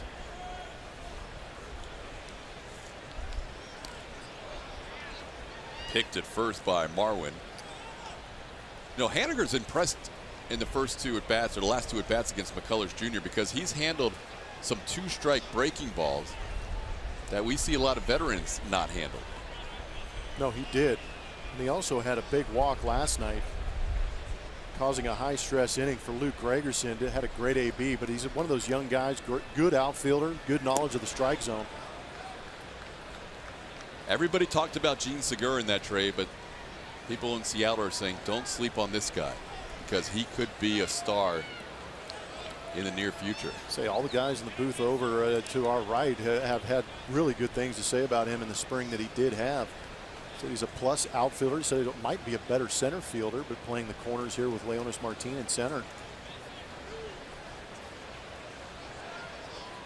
But you talked about it yesterday.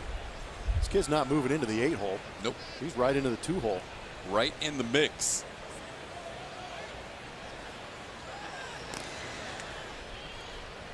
So far, the former Diamondbacks involved in that trade have 3 of the 6 hits in the first 2 games for the Mariners. How about that?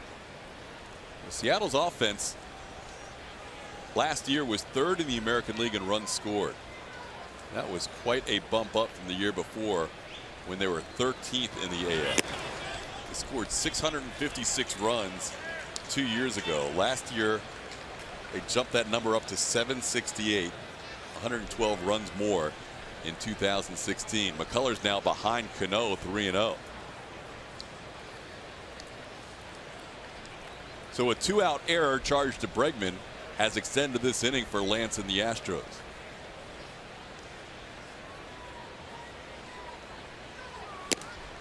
And it's way upstairs. 4-pitch walk to Cano. I guess we got to go back and talk about what I was talking about with Lance McCullers. In order to be more efficient, use that defense behind him. It has let him down today. The defense is normally stellar behind him, but it has let him down. He has pitched to contact. He's made good pitches, gotten ground balls. And there, I think on that AB, you might have seen a little bit of frustration in Lance McCullers. feeling that he should be out of this inning with that ground ball to Haniger. Good visit by Brian McCann to kind of settle things down. 2 runners on, 2 outs. That's exactly right. The veteran leadership that we've talked about all off season into the spring training is what McCann is out there for. And they do get a 1-pitch out off the bat of Nelson Cruz to get out of that situation. We're through 4.5, still tied. It's presented by Southwest Airlines. Yes to low fares with nothing to hide. That's transparency. Bottom half of the 5th inning from Minute Maid Park. Astros and Mariners tied at 1. Josh Reddick will lead things off for the Stros. Todd Callis alongside Jeff Blum, Julian Morales. One thing on this Twitter Tuesday I'm learning, I have to pick up my Twitter game a little bit. You've got 18.3K, over 18,000 followers. Julia's crushing us. Julia's over 30,000 followers as Reddick tries to bunt against the shift. I'm still approaching 13, so I've got to pick it up to get. We got you in this you guys are big league. We got you in this major market now. We'll pick it up. We're the best tournament bracket. Page wonders. I had 1 out of 4. Did you really? Who was North Carolina? I know. I only had Gonzaga. Really? I had Kentucky going out of that other region. That's the better question. Where are those lobster tail corn dogs? Well, we know Chef Dominic. Did Julia send that? Well played, my man. I think here's a ball back to the mound, broken bat. So Reddick loses the bat, and Iwakuma throws him out for the first out here in the 5th. Those are the lobster tail corn dogs we had. I'll tell you what, we don't know where they came from, but we know where they went. Well, they didn't get you. You powered through one earlier in that game. They're picking on the new guy. They're picking on the new guy. Yeah. But I mean, you guys, you tweet, you like stuff. I think I need to like things more. Julia's got 15,900 likes. You have 7,000. Wow, man, she's 140. doubled it? Oh no, she likes a lot of things on Twitter. I thought I was a liker. She's a super liker. Yeah, I have 11. Not 1,000. 11. 11, period. I've got to start liking things As in more. Evan Gaddis's number, I've 11. got Gaddis's number. Does that make you a hater? I think I might be a Twitter hater. But I think it's just, it's either that or if I like something that you know, it's pretty special. It's pretty epic, yeah. It's epic. I'm averaging about 1 every 6 or 7 months, I think, since I've been on Twitter. So I got to pick up that pace a little. 2-0 the count to Gaddis. Well, I found it's the easiest way to appreciate the fans out there who are tweeting in is I don't have time to really respond during a broadcast. So I just, fire the little like at them and let them know that I'm paying attention to my feed and appreciate the fact they're watching. That's how I roll. I like everything and everybody, y'all. But you might be the sweetest person on the planet, too. I mean, yeah. No, but I do. When people tweet things at me, that's what I'm liking most of the time.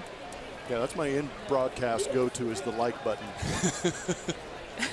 You don't have time for response? Well, if somebody gives me a good one, I'll respond, or we'll bring it up on air. I also like pictures of babies and puppies. Automatic like? Even more so when they're dressed in Astros gear. Puppy with an Astros shirt is an automatic like. That's an automatic like. There you go, fans. Oh, it's about to blow up. Yeah, you're going to get a lot of those photos. 3-2 the count to Evan Gaddis. And can we make a plea right now? Could you please follow at Real Todd Callis? No, I'm not. Come on, help the guy out. I'm not begging. I think at Root Sports SW too. I think we Let's need get some a lot soft of people to music follow in the background. I'm just trying to stay maybe close a picture to of a kitten playing with a cotton, yarn ball. That would be a like for Julia. If it had wearing an Astro. It's wearing an Astro hat. If it's playing with Astro-colored yarn, yes, then it's a like. But no, I appreciate the fact that you guys are strong in the Twitter game. Well, Twitter's been around for a while too. I've been liking things since 2008. There you go. So has it been around that long? Yeah, well, at least I've been around on Twitter. It might have been before that. But you know who introduced me to Twitter? Actually, now that I think about it, Hunter Pence.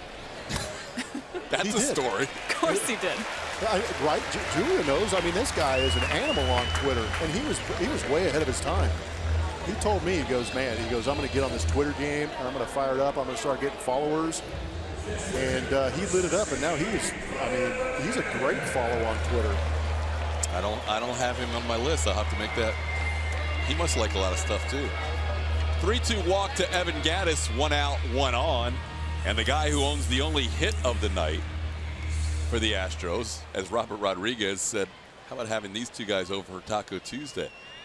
Jeez, just wait until Wednesday here at the ballpark. Dollar Dog Night. That's right, tomorrow, first Dollar Dog Night. Iwakuma gets McCann to chase, 0-1. Iwakuma comes at you with so much different stuff and from different angles and different speeds. It's hard to really get him barreled up. No, he brings the funk. Yeah, and he has that, you know, the Japanese came over with this windup where there's a lot of hesitation, but there are a lot of arm angles. Pitchers do a good job of throwing their pitches with different velocities to get different breaks, and Iwakuma is one of those guys too. A lot's been made of the fact that his fastball not quite where it was from a couple years ago, but he's a guy that maybe even one tick off the fastball is not as important as some other guys. Well, he definitely takes your mind off the fastball by throwing so many off-speed pitches, and when he does try and sneak one past you, sometimes he does. AJ Hinch says he basically pitches backwards. Yeah. Uses everything else to set up that sneaky fastball. Well, he punched out Correa in his first at bat with a fastball elevated in the zone, only 90 miles an hour. Ball is ripped but foul. McCann has been pretty keen to what Iwakuma is doing. See Iwakuma making the adjustment, trying to get inside on what McCann is trying to do after that opposite field home run. McCann did not want the Jake Marisnick water dousing at the end of that home run. I don't know. They may have to have a conversation about that. He flat out refused. You get that, you're doing a good thing.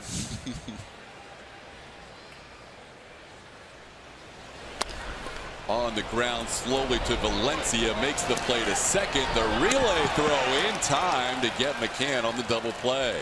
So Iwakuma gets out of the 5th, and we are tied at 1 heading to inning 6. Is $1 hot dog night. Enjoy the Astros while enjoying all the dollar dogs you can crush. For more info, visit astros.com/dollardogs or call 1-877-9-ASTROS.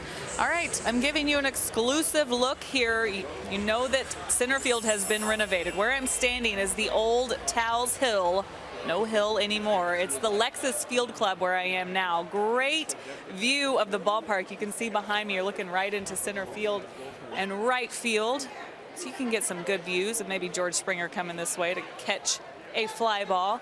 Another good view, I don't know if you're going to have time to see it before the action starts again, is the fact that these fans that sit in this section can see into the bullpen. So we'll hopefully give you a shot of that in a second. But also, guys, I don't know if you've noticed the fans coming out during BP to shag fly balls.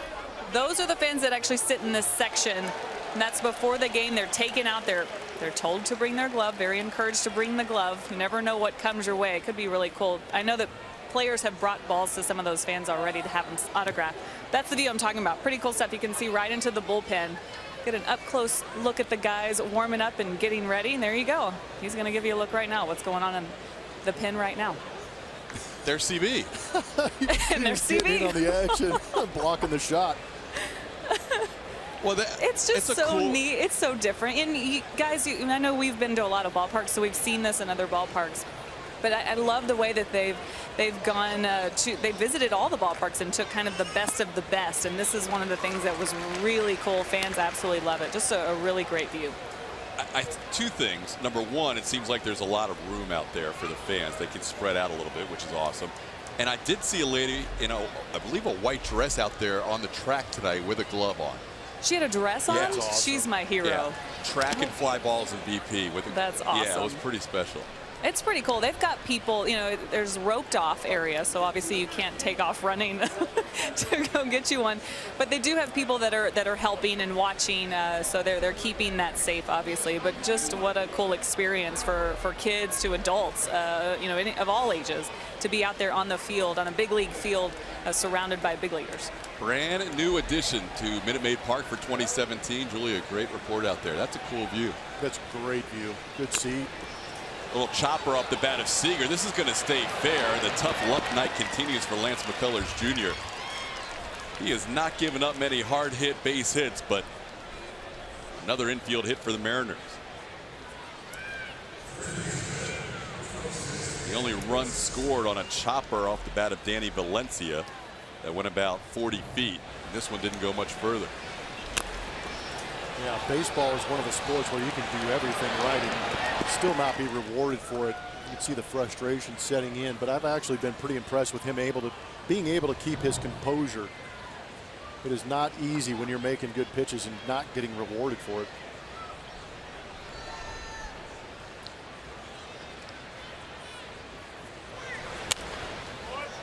Danny Valencia fouls one back, 0-1. When you consider the 4 hits tonight allowed by Lance, and the Astros have made a couple of errors, the Robinson Cano ball was in the air for a while, but opposite field double that landed right at the base of the wall and left. Then Haniger with an 0-2 pitch that he just took down the line at third. Then the chopper by Valencia and that last hit by Seager. So, not a lot of high exit velocities from the Mariners lineup tonight, yet 4 hits allowed by Lance. Check of Seager at first. Only 3 steals last year for Kyle and 4 attempts.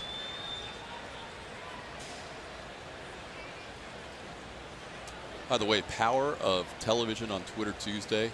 What are you at now? Gained over 300 followers since boom the last inning. Look at you. How about that? Oh, well over, actually now 400. I'm over 13.3K now. Oh my gosh. Yeah, it's strong. Julia, we've got one for you. Oh, that's a winner. It's a baby picture. I don't know if she's near a monitor. Maybe she is. A baby picture with Orbit in the background. Here we go.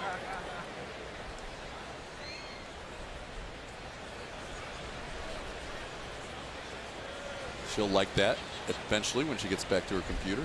Well, I made sure to get on my account and like a couple of tweets because people are watching and they are responding. That's the best. It's a little interactive up here. Twitter Tuesday. First of many.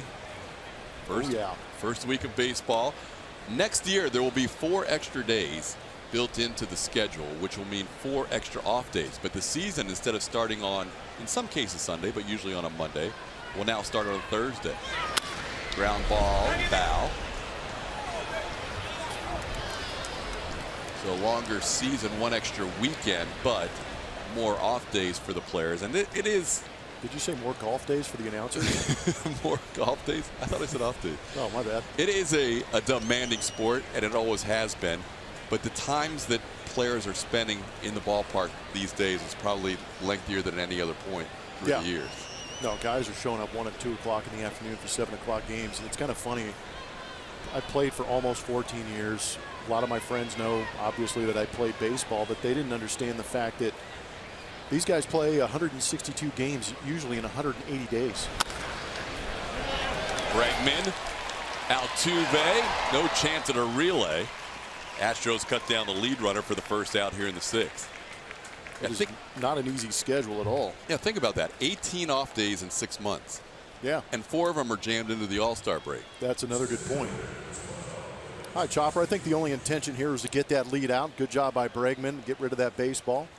Even better pick by Altuve, picking up his 3rd baseman. And that's always the concern as an infielder. You want to get the double play, yes, to pick up your pitcher. But at the same time, you can't get the double play if you don't make sure of that first out. So 1 out, 1 on. Leonis Martin, the batter. He reached on an error his last time up.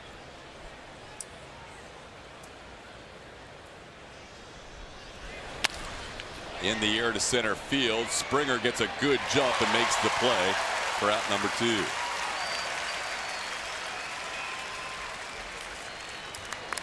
Springer getting a chance to play center field on a regular basis this year. It's a little different dimensions out there. Yeah. We talked to AJ before the game today, talking about Angles and George playing in center field. It is his natural position, but he is still adjusting to being a center fielder. He's used to playing right field where the stands are on your left. You know where the wall is behind you. It's relatively close, whereas in center field, he's got a lot of room to roam, but he's also got to go around and back up some of these corner outfielders on some tough plays that they may have. Mike Zunino, the batter. 0-1. Looks like Devo getting loose out there in the bullpen. Lance McCullers at 84 pitches. Again, he never went more than 4 innings in any spring training start. So he is now pitching into the 6th after pitching into the 5th inning for the first time in 2017.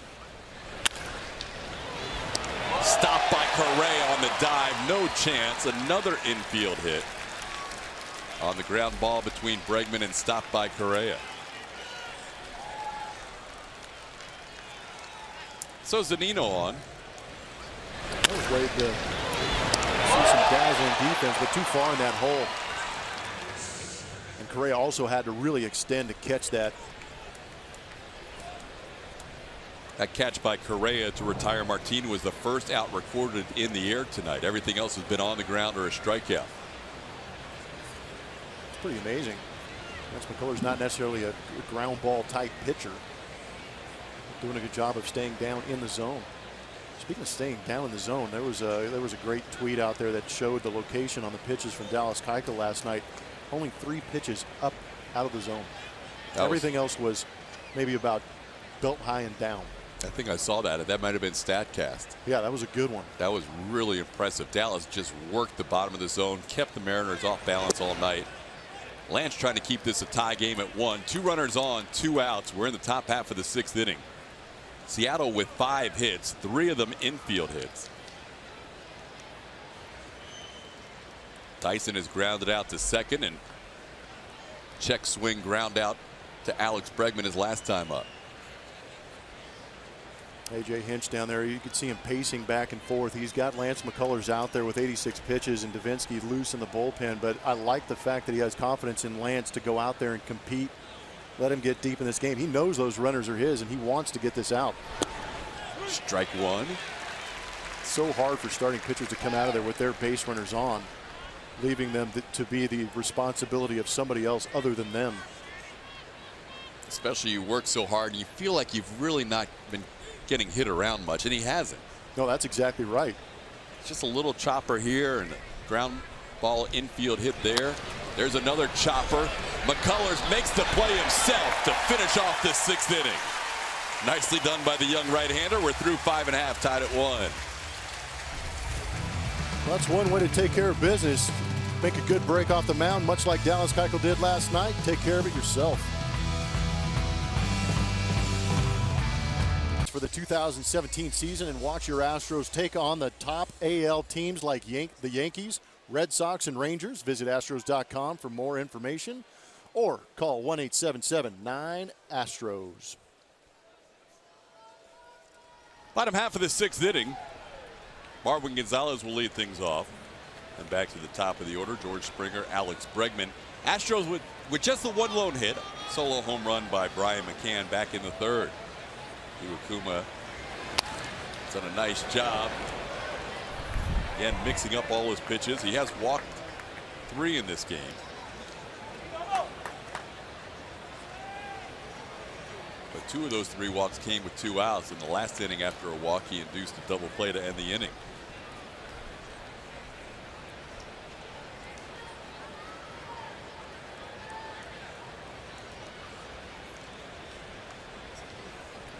Chris Davinsky continues to throw in the Astros bullpen, which might lead you to believe that Lance McCullers' night is over. Now Will Harris warming up. In the air to left field. This is deep. Marwin Gonzalez. Yes, he did.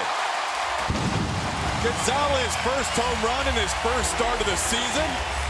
And he breaks this tie. Astros lead it 2-1. Look at AB. Hasn't been the best of nights.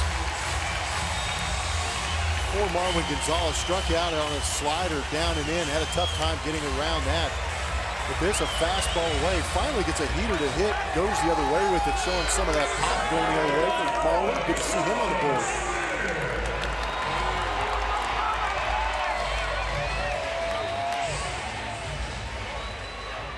And he will take the Jake Marisnick water bath. Yep. Part of the initiation. Ryan McCann avoided it earlier. So a couple of left-hand hitters, in this case Marwin Gonzalez, switch hitter batting lefty. Lefty's going opposite field over the left field wall into the Crawford boxes. 2 solo home runs. The Astros line is 2 runs on 2 hits and 2 errors with 1 man left on base. Springer, a little flare to right. That finds some grass.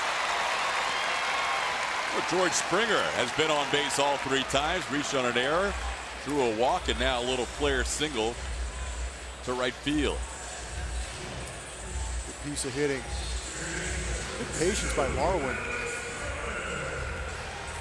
Sorry, sometimes I just get in here. I want to watch these guys swing a little bit, but that was a good recognition on the fastball. You could see the hands kind of delayed as he recognized letting that ball get deep, not panicking at all, recognizing and driving it the other way.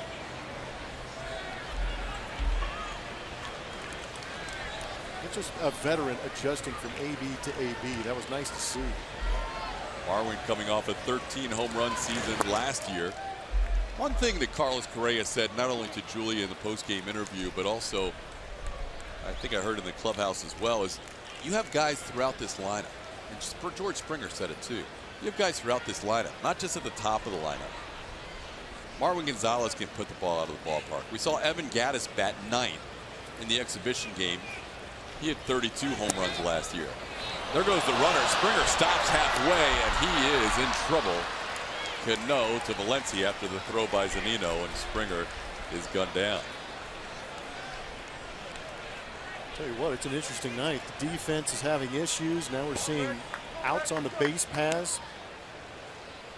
Springer not happy about it, and the Astros know that they can't give away outs on the base paths. With Springer taking off and looking towards home plate, makes me wonder if somebody missed a sign. Because typically that's what happens when a guy is on a hit and run.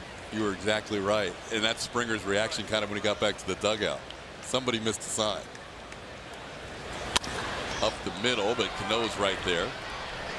And when you look in on your first 2 or 3 steps, you're expecting the hitter to swing the bat. Well, you're looking for contact, and you're looking to see if he doesn't make contact. This will be a good look at it right here. Watch his head. Never turns towards second base, because a base stealer will put his head down and run. If you're running on a hit and run, you're looking in to see contact, and he didn't see it, got hung out to dry. It's been a strange game. Only 3 hits for the Astros, but 2 of them have been opposite field home runs. Meanwhile, the Mariners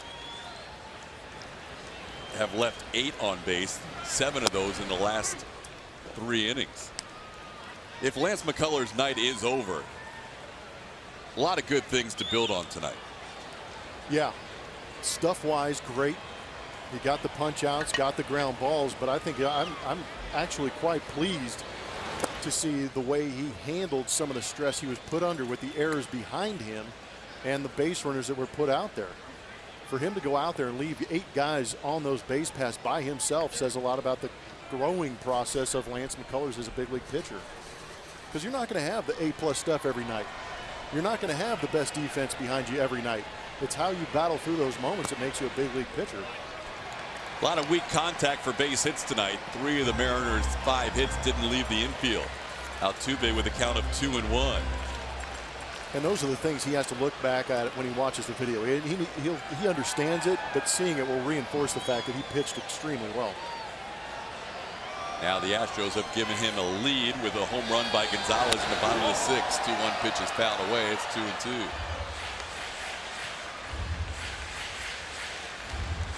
Kuma's had a pretty good pitch count tonight. He's at 78 right now, 2 outs into the 6th.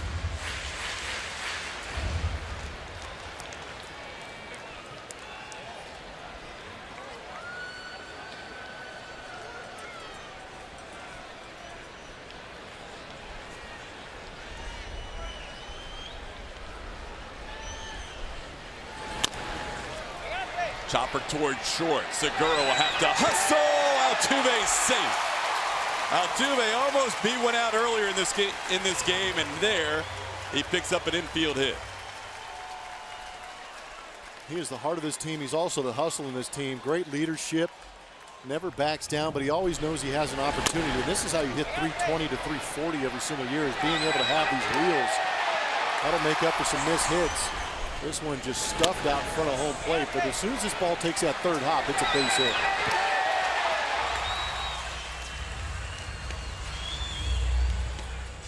So extend the inning. I'm sorry to cut you off, Todd, but extend the inning with the hustle.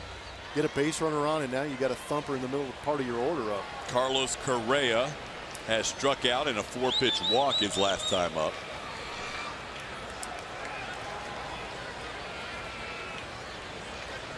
The 4 hits tonight by the Astros, a couple of opposite field home runs, and also flare to right by George Springer, and that little ground ball by Jose Altuve.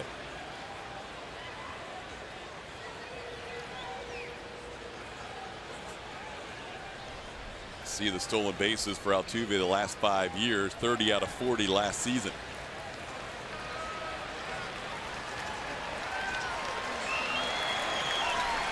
Iwakuma gave up 28 home runs last season. That's the most he's ever allowed in one season.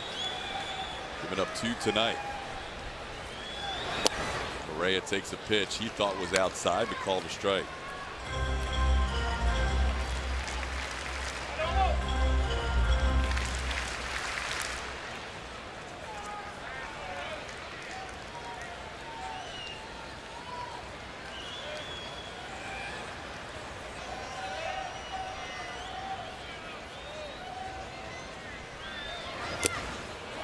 Foul tip, 0-2.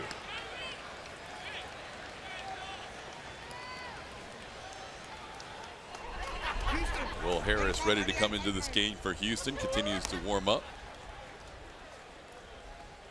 Astros got 7 out of their starter last night, Dallas Keuchel. Tonight, 6 out of Lance McCullers Jr.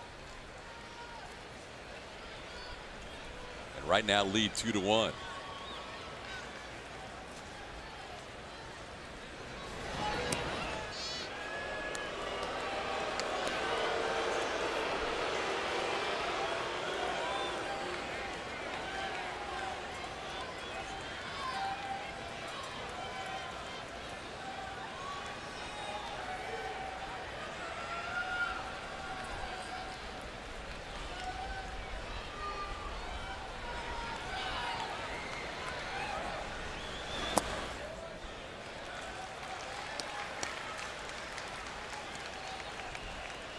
Correa home run in the opener, also a sac fly.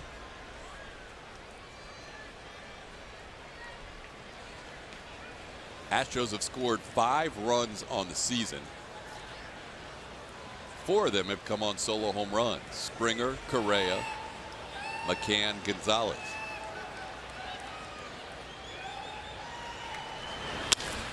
On the ground sharply. To the backside goes Segura for the force out at second on Jose Altuve.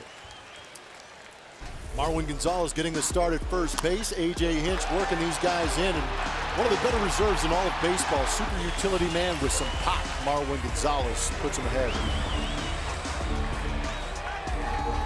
Are bringing the lumber tonight. Brian McCann started off, got him a backdoor slider, stayed on it, and used that new friendly confines of the Crawford box going the other way.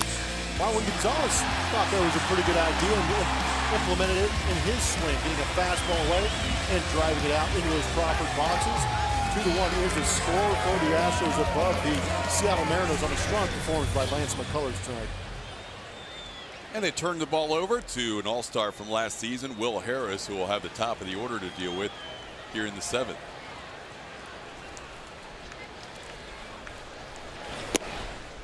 Gene Segura, happy to see Lance McCullers out of the game. Segura struck out twice against McCullers. 2 of the 7 strikeouts for Lance after 6 innings of work. We said we were going to follow Lance's strike percentage on the first pitch. 14 out of 22 tonight. 61 of 89 pitches in the strike zone. How about that? That is pounding it. That's great for him.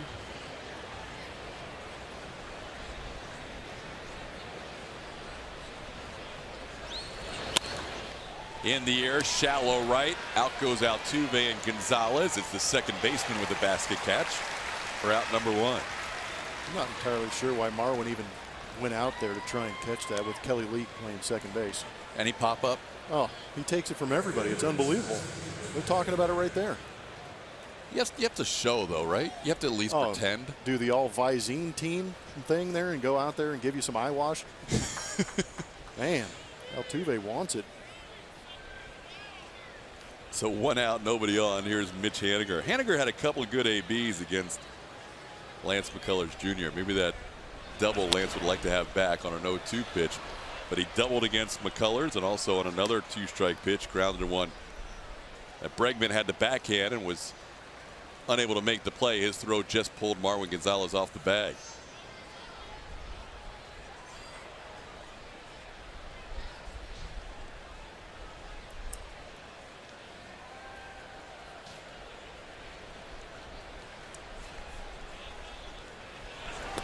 Will Harris appeared in 66 games last year. Had a couple of franchise records during the season. Club record 26 consecutive appearances last year from April 9th through June 8th without allowing a run. Also a franchise record 37 games from April through July without allowing an extra base hit. Allowed him to reach the All-Star game in San Diego, where he picked up a big out for the National League against the National League. So it's nice to have a guy like him able to work the 7th inning of a game for your team. Yeah, he's really settled in here in Houston with that natural cut fastball, over the top hammer. And we've talked about pitchers having multiple pitches. Starting pitchers, you want to have more pitches because there's more opportunity to face a lineup. Whereas guys out of the bullpen can get away with only having 2 pitches because they're going to face maybe a handful of guys in 1 inning. Has always been very effective, not only against righties, but lefties too. Yeah. He really gets that cutter, does a good job. He does a good job actually elevating that fastball with that little bit of cut, gets in on the hands of some of those left-handed hitters. But again, that breaking ball, when it breaks from, if you're looking at a clock, from 12 o'clock to 6 o'clock, it's a straight down break, so it's effective against both righties and lefties.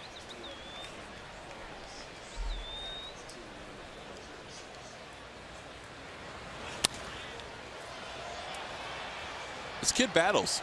First couple of games we've seen Mitch Haniger, just acquired from the Diamondbacks, and he gives you a good at bat. Saw it last night against Luke Gregerson. Seeing it again tonight against Will Harris. 21,406 on hand for game 2 of the season at Minute Maid Park.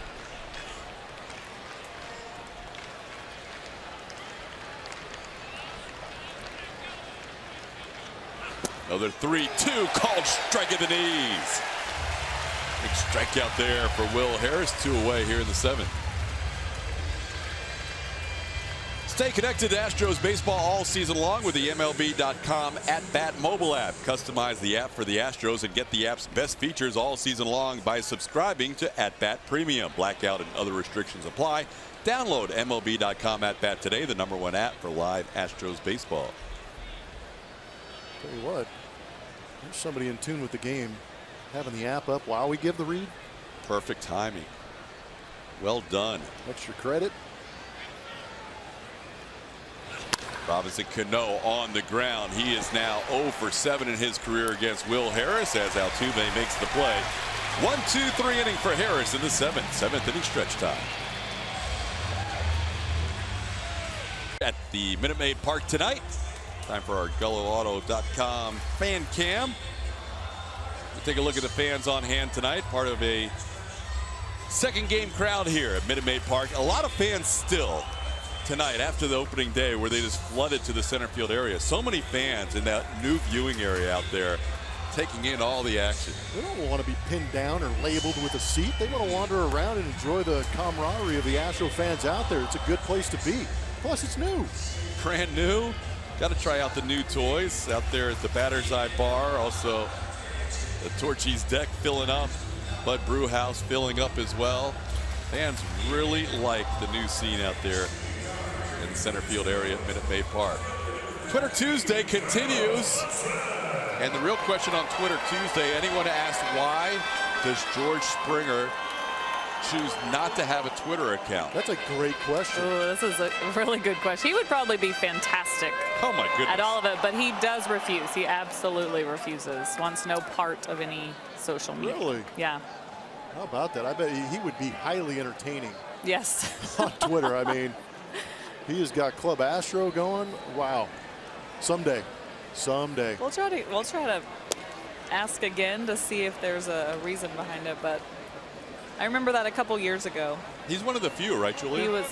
Yeah, you know, a couple years ago, a lot of guys weren't on it, and but now this particular group, we've got some tweeters. Beltran into left. Dyson covers a lot of ground out there and retires the Astros left fielder for out number 1. Even Brad Peacock's on Twitter now. What does that mean? I mean, he wasn't on it a couple years ago, and he's been talked into it. You know who's really good at Twitter? The minor leaguers. They are fantastic tweeters down there. They've got great stories. Road trips are usually fun. You know who I like was Michael Feliz. Oh, he's good. He's got a pretty good Twitter account. And, of course, Lance McCullers. Yeah. Josh Reddick. Josh Reddick, yeah. If you any wrestling questions, please direct them to Josh. I'm learning so much by following Josh Reddick now. Here is the wrestling fan himself with a 1-0 count. Reddick fouls one away. What have you learned? Well, I mean, not too long ago, I just knew of John Cena. That's as far as my wrestling knowledge went. But now I know so many more names. What was the one? Josh has expanded your world of wrestling. I'm not even going to go. I know when I was 11 years old, WWF was a good one, but I know it's not that anymore. But I was big. But he goes back that far. Oh, man. Randy the Macho Man Savage. Right. You and Josh could talk all day. Josh Reddick with a base hit with 1 out against the new pitcher for the Mariners. As Evan Scribner has come into this game here in the 7th inning. That's what I'm talking about next time Josh Reddick comes up. Wrestling. Yeah, it seemed to relax him a little bit, hit a rocket right back up the middle. It's time. The journey begins tonight.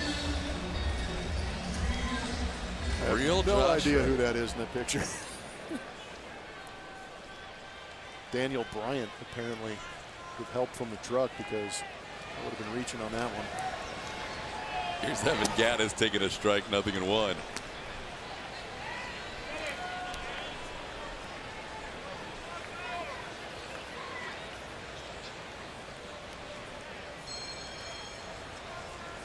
Scribner taking over for Hisashi Iwakuma, who is very solid tonight. Iwakuma allowed just a couple of solo home runs and a couple of scratch hits. There's a force out at second as they get Reddick. Cano has no chance to make the relay. So Gattis lives on the fielder's choice. Anytime you can put Pepper Brooks into a tweet, you're winning. It's a bold strategy. Evan Scribner faces 3 batters in the inning, and out comes Scott Service with Brian McCann due up. We're going to get a new pitcher for the Mariners. We'll tell you about him when we come back. 2 outs into the bottom half of the 7th inning. It's Astros 2, Mariners 1. Outs. We continue with our Twitter Tuesday tonight, our first of the year. Mark Zepchinski is the new pitcher for the Mariners. Lefty on lefty with Brian McCann due up. See our Twitter handles. I'm happily over the 13,000 follower plateau. Yay. Oh, man. Congrats. Julie, I picked up 400 in an inning tonight. Whoa. How about that? Wow. The power of Twitter Tuesday. Almost as many. Oh, now I'm over 500 since this was. Here we go, Julie. Whoa. Someone that they made those for me? Dedicating those enchiladas to just you. dedicating them? I don't get to You will eat never see those. Yes. Like Rainbow. it. Baby in an Astros tee or onesie. Wait, what is going on right here? I don't know. That's a little frightening. You got the Gattis brothers in there. Is that AJ with a bald head? That was awesome. That was a wild picture. No, that was not awesome. It was the opposite of awesome. There was a lot to drink in right there. Pitch misses to McCann. Let's look at that photo again. Look away some, but No, it's not. I can't look at this anymore. Are you not liking it? No, I'm not going to like that one. 1-0 the count to Brian McCann. things just got weird. McCann with a home run and a double play. That was a crazy shot. Good. I want to know how people do that. Photoshop? There is no way I could pull that off. Well, Skill. number one, being creative and actually making it happen. If there's anything that you need, though, just ask because Yeah. it will be created for you in Yeah, seconds. be careful. Oh, No, in case you no, needed to I don't zoom want in. this anymore. Man. No. Remember when we went to Toronto and I wanted my picture photoshopped on the CN Tower like Drake? Ooh. That happened in seconds. I had not just one, but I had several options of different outfits of me. It's good. On the tower. We like the power of our Root Sports audience. They are pretty impressive. I'm not sure I'll be able to get that image out of my head. It's going to be a rough night of sleep. Zepchinski with a count of 1-2, trying to work through the bottom half of the 7th inning, misses. It's 2-2. 31-year-old left-hander. Cole has been tough on lefties through his career. .219 career batting average against. Takes over for Evan Scribner with a runner on and 2 outs. See his season last year, split time between Oakland and the Washington Nationals. 56 games with the A's and 14 with the Nationals. 2-2 on the ground. Cano in the shift retires McCann for the final out in the 7th. One more look. Julia's favorite picture on our way out, heading to the 8th. 2-1 Astros. Join us in Keuchel's Corner, presented by Houston Methodist this Saturday when Dallas Keuchel takes on the Kansas City Royals. This ticket package includes a ticket in Keuchel's Corner, a beard, an exclusive Keuchel's Corner t-shirt as well. Be a part of the Bearded Bunch by visiting astros.com/Keuchel's Corner or call 1-877-9-ASTROS. The fans here last night saw a pretty powerful performance by Dallas Keuchel. Todd, chances are pretty good when you're at this ballpark. You're going to see a good pitching performance. Yeah, how about that, Julia? Looking at the Astros pitching at home last year. ERA third best, first in strikeouts. Tonight's league leaders presented by Houston Methodist. Strikeouts per 9 innings. Walks and hits divided by innings pitched. Opponents on base percentage all in the top 5 as Luke Gregerson takes over. Nelson Cruz, first batter he faces, takes a called strike. Well, you look at how the Astros have built this ball club. They have guys that can launch. They have guys who are athletic and run it down the outfield. But they also have pitchers that are going to get the ball down. Good strikeout guys, but also guys that aren't afraid to pitch to contact. In the air to right field, George Springer has moved from center to right. He waits for it and puts it away for out number 1 here in the 8th. George Springer out there in right field. We talked about the defensive adjustments they will make with the lead. Marisnik comes into the game, goes into center field. Josh Reddick goes from right field to left field. And of course the man on the mound, WBC champion Luke Gregerson. Quite a month of March for Luke Gregerson. Came on last night, faced a different segment of the lineup than he's facing tonight. He retired Robinson Cano with 2 on and 2 outs to end the 8th last night. Tonight he starts with Cruz, followed by Seager and Valencia. And Seager takes a called strike, 0-1. Kyle reached on an infield hit his last time up. He was also intentionally walked and grounded out. Seattle in 16 innings of baseball so far in 2017. Scored exactly 1 run. Pitch away. 1 ball and 1 strike. It's a Mariners team with a potent offense. 3rd in the AL last year in runs scored. They added Gene Segura, Mitch Haniger. But Houston's pitching has been the story so far in the first couple of games. Pitch misses low. It's 2-1. Good inning by Will Harris. 1-2-3-7 behind Lance McCullers Jr., who went 6 strong tonight. McCullers Jr. would stand to be the winning pitcher thanks to the McCann and Gonzalez home run that broke a 1-1 tie in the bottom of the 6th. 2-2 the count on Kyle Seager.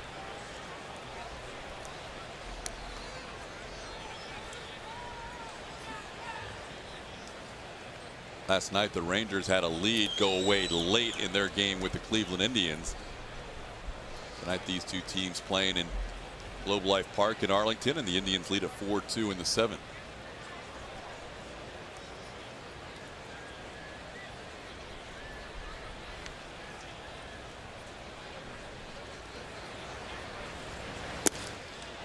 Pitch just misses. Gregerson thought he had strike 3. Laz Diaz said different, and we have a full count. See the way Luke Gregerson came off there. He does not throw that changeup all that much, but that is a well-located changeup on the outside corner. Didn't get the call, but there might be a little bit of a surprise that Seager didn't offer. On the ground, nicely done by Gonzalez. The flip to Gregerson, and the Astros get a nice defensive play from their first baseman. Very nice play. Marwin going to his left. Credit Gregerson too for bouncing off the mound, being able to be there and set up a good target for the pitch from Marwin Gonzalez. Perfectly executed, fresh out of spring training. And AJ Hinch was talking about both Gurriel and Marwin before the game. He talked about how they have great hands for first baseman. They really do. We saw it with Gurriel last night, picking up some tough throws in the dirt there. Marwin with a good play. It's a tough angle too. You move around the infield at second base, you've got plenty of time to adjust because you know the throw isn't that long. Shortstop, you've got to get yourself in a good position to make strong throws. Third base, you've got to react. But the angle of the ball coming off the bat from a left-hander is sometimes tough. It gets on you quick down there at first base, but good lateral movement by Marwin. Danny Valencia, the hitter, swings through that slider, 0-1. Valencia 1 for 8 against Gregerson in his career with 5 strikeouts.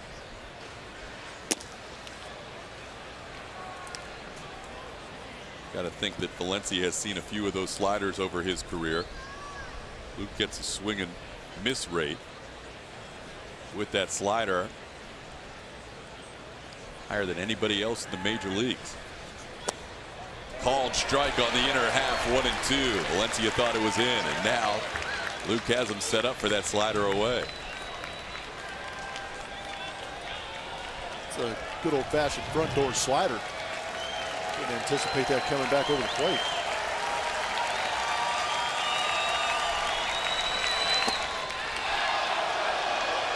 Just missed the corner, 2-2. Luke's felt like he's been squeezed on a couple this inning. I feel like Laz Diaz has really stretched out that outside corner. There were some pitches that Lance McCullers, I'm sure, would have liked on that outside corner, but breaking just off the edge. He's that good. How do you take that? That's the better question for me. How do you lay off? That one a little low, 3-2. But 2 outs, bases cleared. Astros holding a 2-1 lead. We're in the top half of the 8th inning. Gregerson will take an extra beat behind the mound.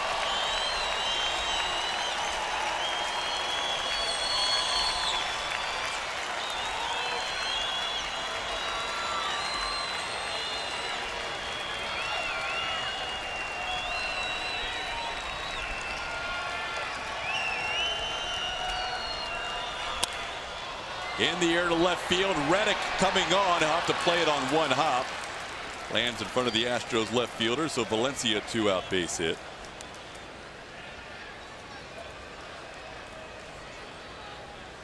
His second hit of the night, hit number 6 for the Mariners. Gregerson's another guy that stays off the barrel of hitters. Even though that's a knock right there, it's off the end of the bat, still making good pitches, not giving in. Gets a lot of swings and misses, and when they do make contact, it's usually not hard contact. We're going to get a pinch runner. Taylor Motter is going to come out and run for Danny Valencia at first base. This will be Motter's first appearance in a Seattle Mariners uniform. Well, got the show hair. That was well played by the young man. That helmet came off at the right time. He knows what he's doing. Hey, ball players know when that camera's on. Trust me. Pretty good speed at first base. 2 outs. Leonis Martin, the batter.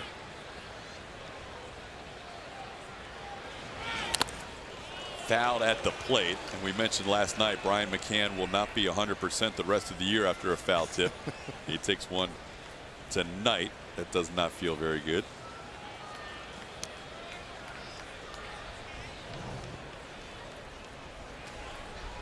Gosh, the inside of the right ankle, you could see that impact off the foul tip. My goodness. He's protected in almost every spot of his body, but then they find a little small sliver where he's not got a guard on the inside part of that ankle. Why not? Life as a catcher. Still goes out there and hits bombs. Hit a solo home run tonight to left field to start the scoring for the Astros. Solo home run by McCann in the third. Solo home run by Marwin Gonzalez in the sixth. Astros lead it 2-1. Called strikeout or half. Nothing in two.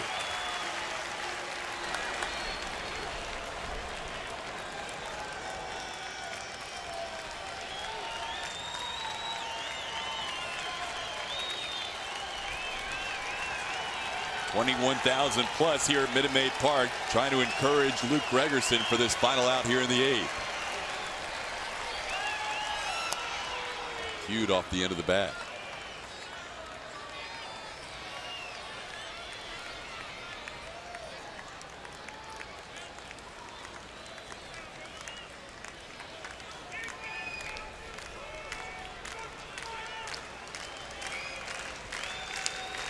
Gregerson threw 18 pitches last night. About to throw his 18th pitch here. He got him. Gregerson strikes out Martin. We head to the bottom half of the eighth inning. Astros holding on to a 2-1 lead. This is what this bullpen's supposed to do. Come out, get outs, preserve the win. Now it's going to be up to Giles. Like we promised, we are going to reveal the winner of our Chevy Stro poll on this Twitter Tuesday. We asked you which opening day first timer will have the biggest impact this year. You say Alex Bregman, 58%. But I don't think you can really go wrong with those four Astros, guys. Oh, you can't. I mean, that's a tough group to choose from. No, I completely agree. There's going to be points during the season where every one of those guys is going to look like the breakout player of the season. There is Alex. He will bat third in this inning as we have a new pitcher for the Mariners. 24-year-old right-hander Dan Altavilla comes on with the Mariners trailing 2-1 here in the bottom half of the eighth. Here's a good look at Altavilla's numbers. That whip under one is a beautiful thing. Lefty's had a tough time hitting in a 214. He is a fastball slider pitcher.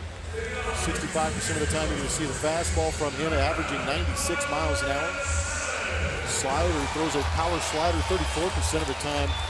There is a changeup in that repertoire, but I think you're just going to see the power stuff from Altavilla. He is heavy fastballs to left-handers. 85% of his pitches last year to lefties. And now he starts them with a little slide piece. Nice job there by Altavilla. He jumped on the scene, though. He was a Double-A Jackson last year, just like Edwin Diaz, who's now their closer, making that jump from Double-A to the big leagues. You see that a little more often with pitchers, but it's also something that those two guys did not show any fear last year. Yeah, it's got to be the right situation, too, and they had some needs at the back end of their bullpen, and these guys jumped out. Edwin Diaz, for me, where was he all season?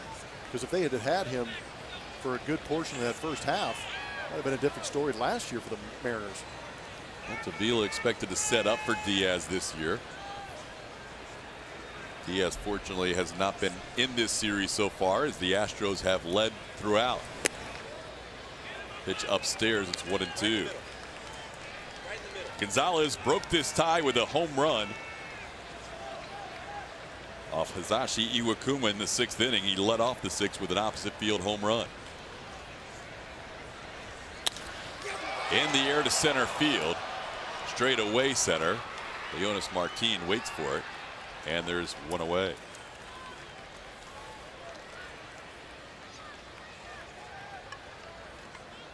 So back to the top of the order, and George Springer.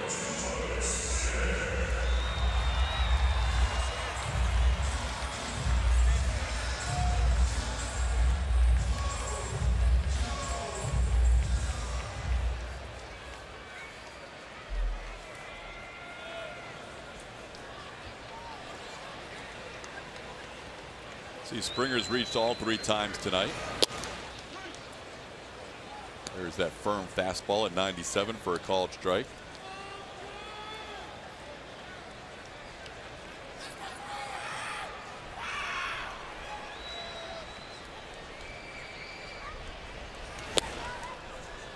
Try to hold up and does.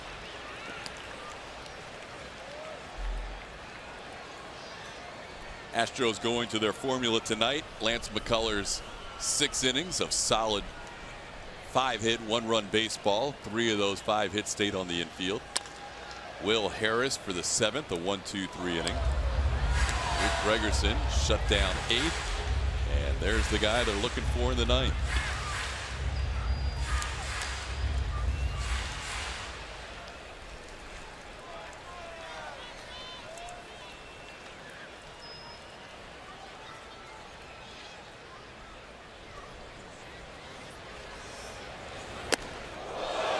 Way up and in. Scary for Springer, who hits the deck. It's 2-2.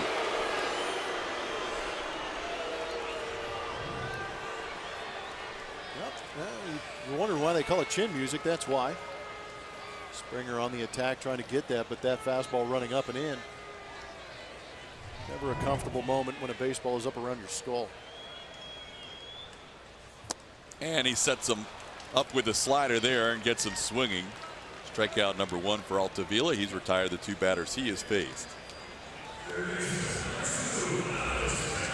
So 2 outs, bases cleared. Alex Bregman, the hitter. Bregman, the winner of tonight's Stro poll. Over half the fans have voted. Expect him to make the biggest impact of those who had their first opening day yesterday.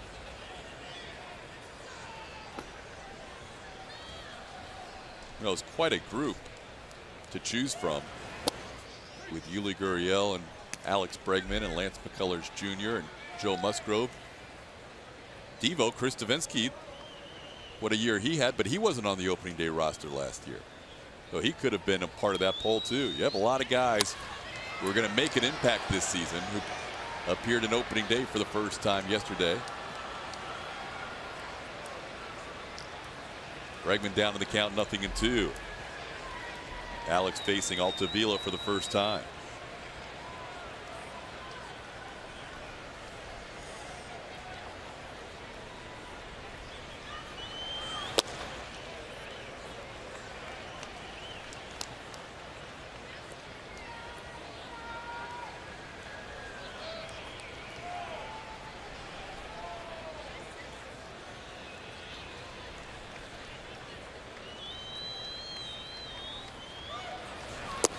There's that slider. He misses wide. It's 2-2. Ken Giles looking ahead to the 9th inning will have 8, 9, and 1 due up for the Mariners. Mike Zunino, Gerard Dyson, and Gene Segura.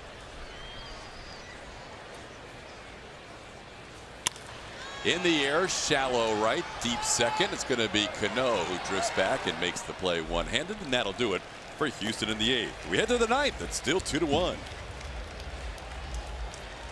Is presented by Southwest Airlines. Yes to low fares with nothing to hide. That's transparency.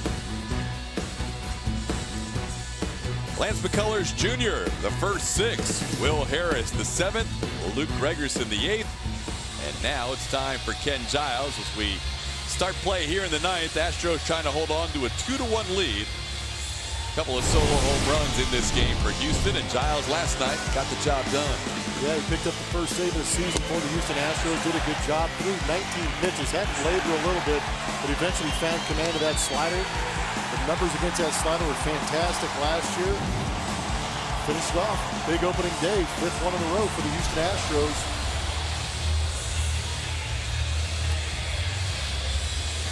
How about that? His ERA in April at 9. This is the tough part about being a reliever. You have a rough month, and then you're battling the rest of the season to bring that number down. But the rest of the season from May on, a 3.23. The whip percentage at 40%. How about that? He and Luke Gregerson amongst the leaders in baseball in that category. And Giles misses up and away, 1-0 to start the inning to Mike Zunino. Zunino with an infield hit his last time up, 1 for 3. Gregerson struck out 3 in his inning of work last night, walked 1. A little bit high, 2-0.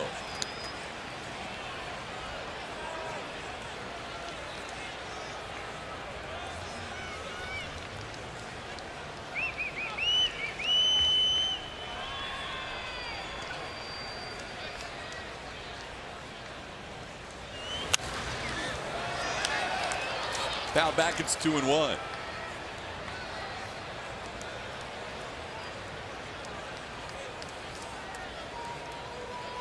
Mariners with 3 hits in the game last night. A 3-0 Astros shutout. Tonight Seattle with 6 hits. Astros with only 5 hits, but 2 counted for home runs. Brian McCann in the 3rd, Marwin Gonzalez in the 6th, and now Giles behind the leadoff hitter 3-1.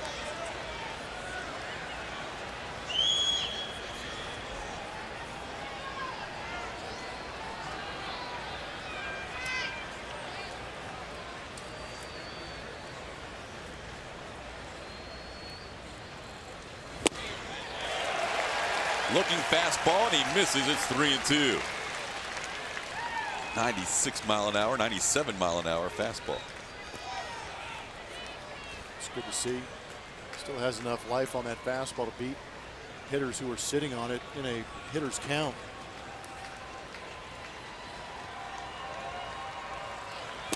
Swing and a miss. Giles comes back down 3-1 and strikes out Zunino. 98 with that fastball. The Astros take on the Kansas City Royals this Saturday the 8th, and 10,000 fans will receive a Jose Altuve Handshake Series bobblehead presented by Houston Methodist. This bobblehead is part 1 of the 2-piece set featuring Altuve and Carlos Correa. For more info, visit Astros.com or call 1-877-9-ASTROS. Here's Gerard Dyson. That last strikeout was the 10th strikeout of the night for Houston pitching. 1 for Harris, 1 for Gregerson, 1 for Giles, and the other 7 from the starter Lance McCullers.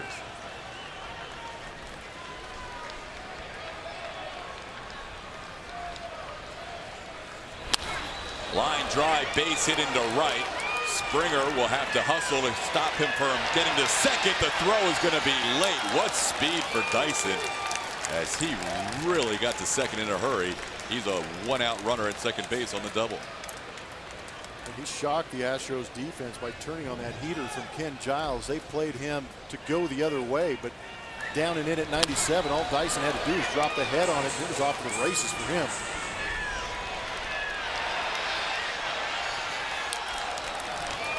It was fun to watch.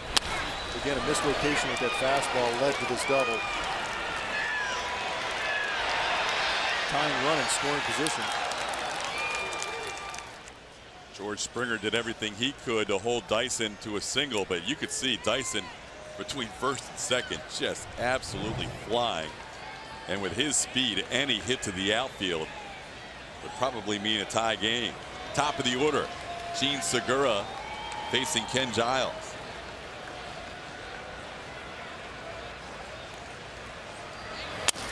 On the ground towards third. Bregman, a nice backhand. 2 away. Play back to second, and Marwin Gonzalez almost picked off Dyson for the final out. You can't take a nap on Marwin's arm. He's got one of the sneaky great arms in the big leagues. AJ Hinch is going to hold up for a second and ask to see if he has enough time to look at this review. Again, you have 30 seconds to decide. Bregman does a great job of making the play on the short hop. He decided to go get it, got it, throws Dyson. Dyson didn't make a move back to the bag, and Marwin decided to show off the cannon. It's a great play. Good feet, hit the hop, held the runner. Dyson was gambling on second, and Marwin almost ended the game with a brilliant throw. Pretty heads up by Marwin. There was no hesitation there. Now it's Giles against the rookie Mitch Haniger. Seattle 1 for 11 in this series with runners in scoring position.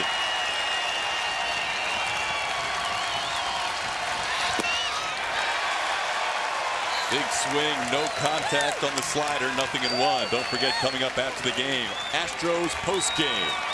Astros with a couple of home runs. Lance McCullers follows up Dallas Keuchel, solid start. Julian Morales getting reaction from the Astros clubhouse.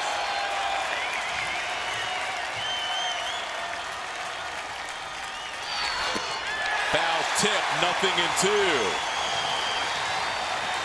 Haniger has never faced Giles before. Down in the count, 0-2, and the fans rise to their feet.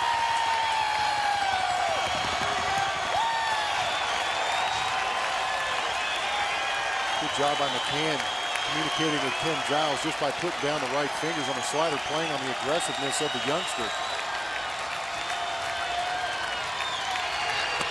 Tried to hold up. He went around. Astros win.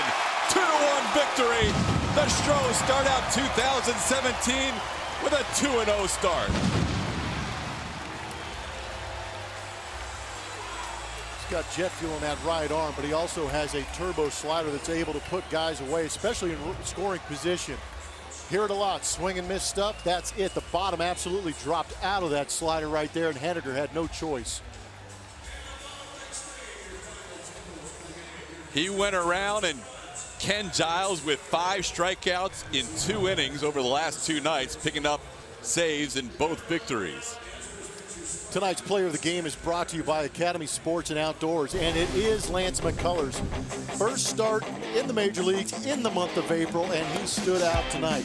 88 pitches, 61 of those have been strikes, tearing up the strike zone, keeping hitters off balance. Great job of locating the fastball early in counts, enabling him to get to that slider, put away 7 hitters with the strikeout, kept the ball in the ballpark, and also the best thing for me, kept his composure with stuff going on behind him. Nice outing tonight by Lance McCullers. The Astros win it 2-1. They're now 2-0.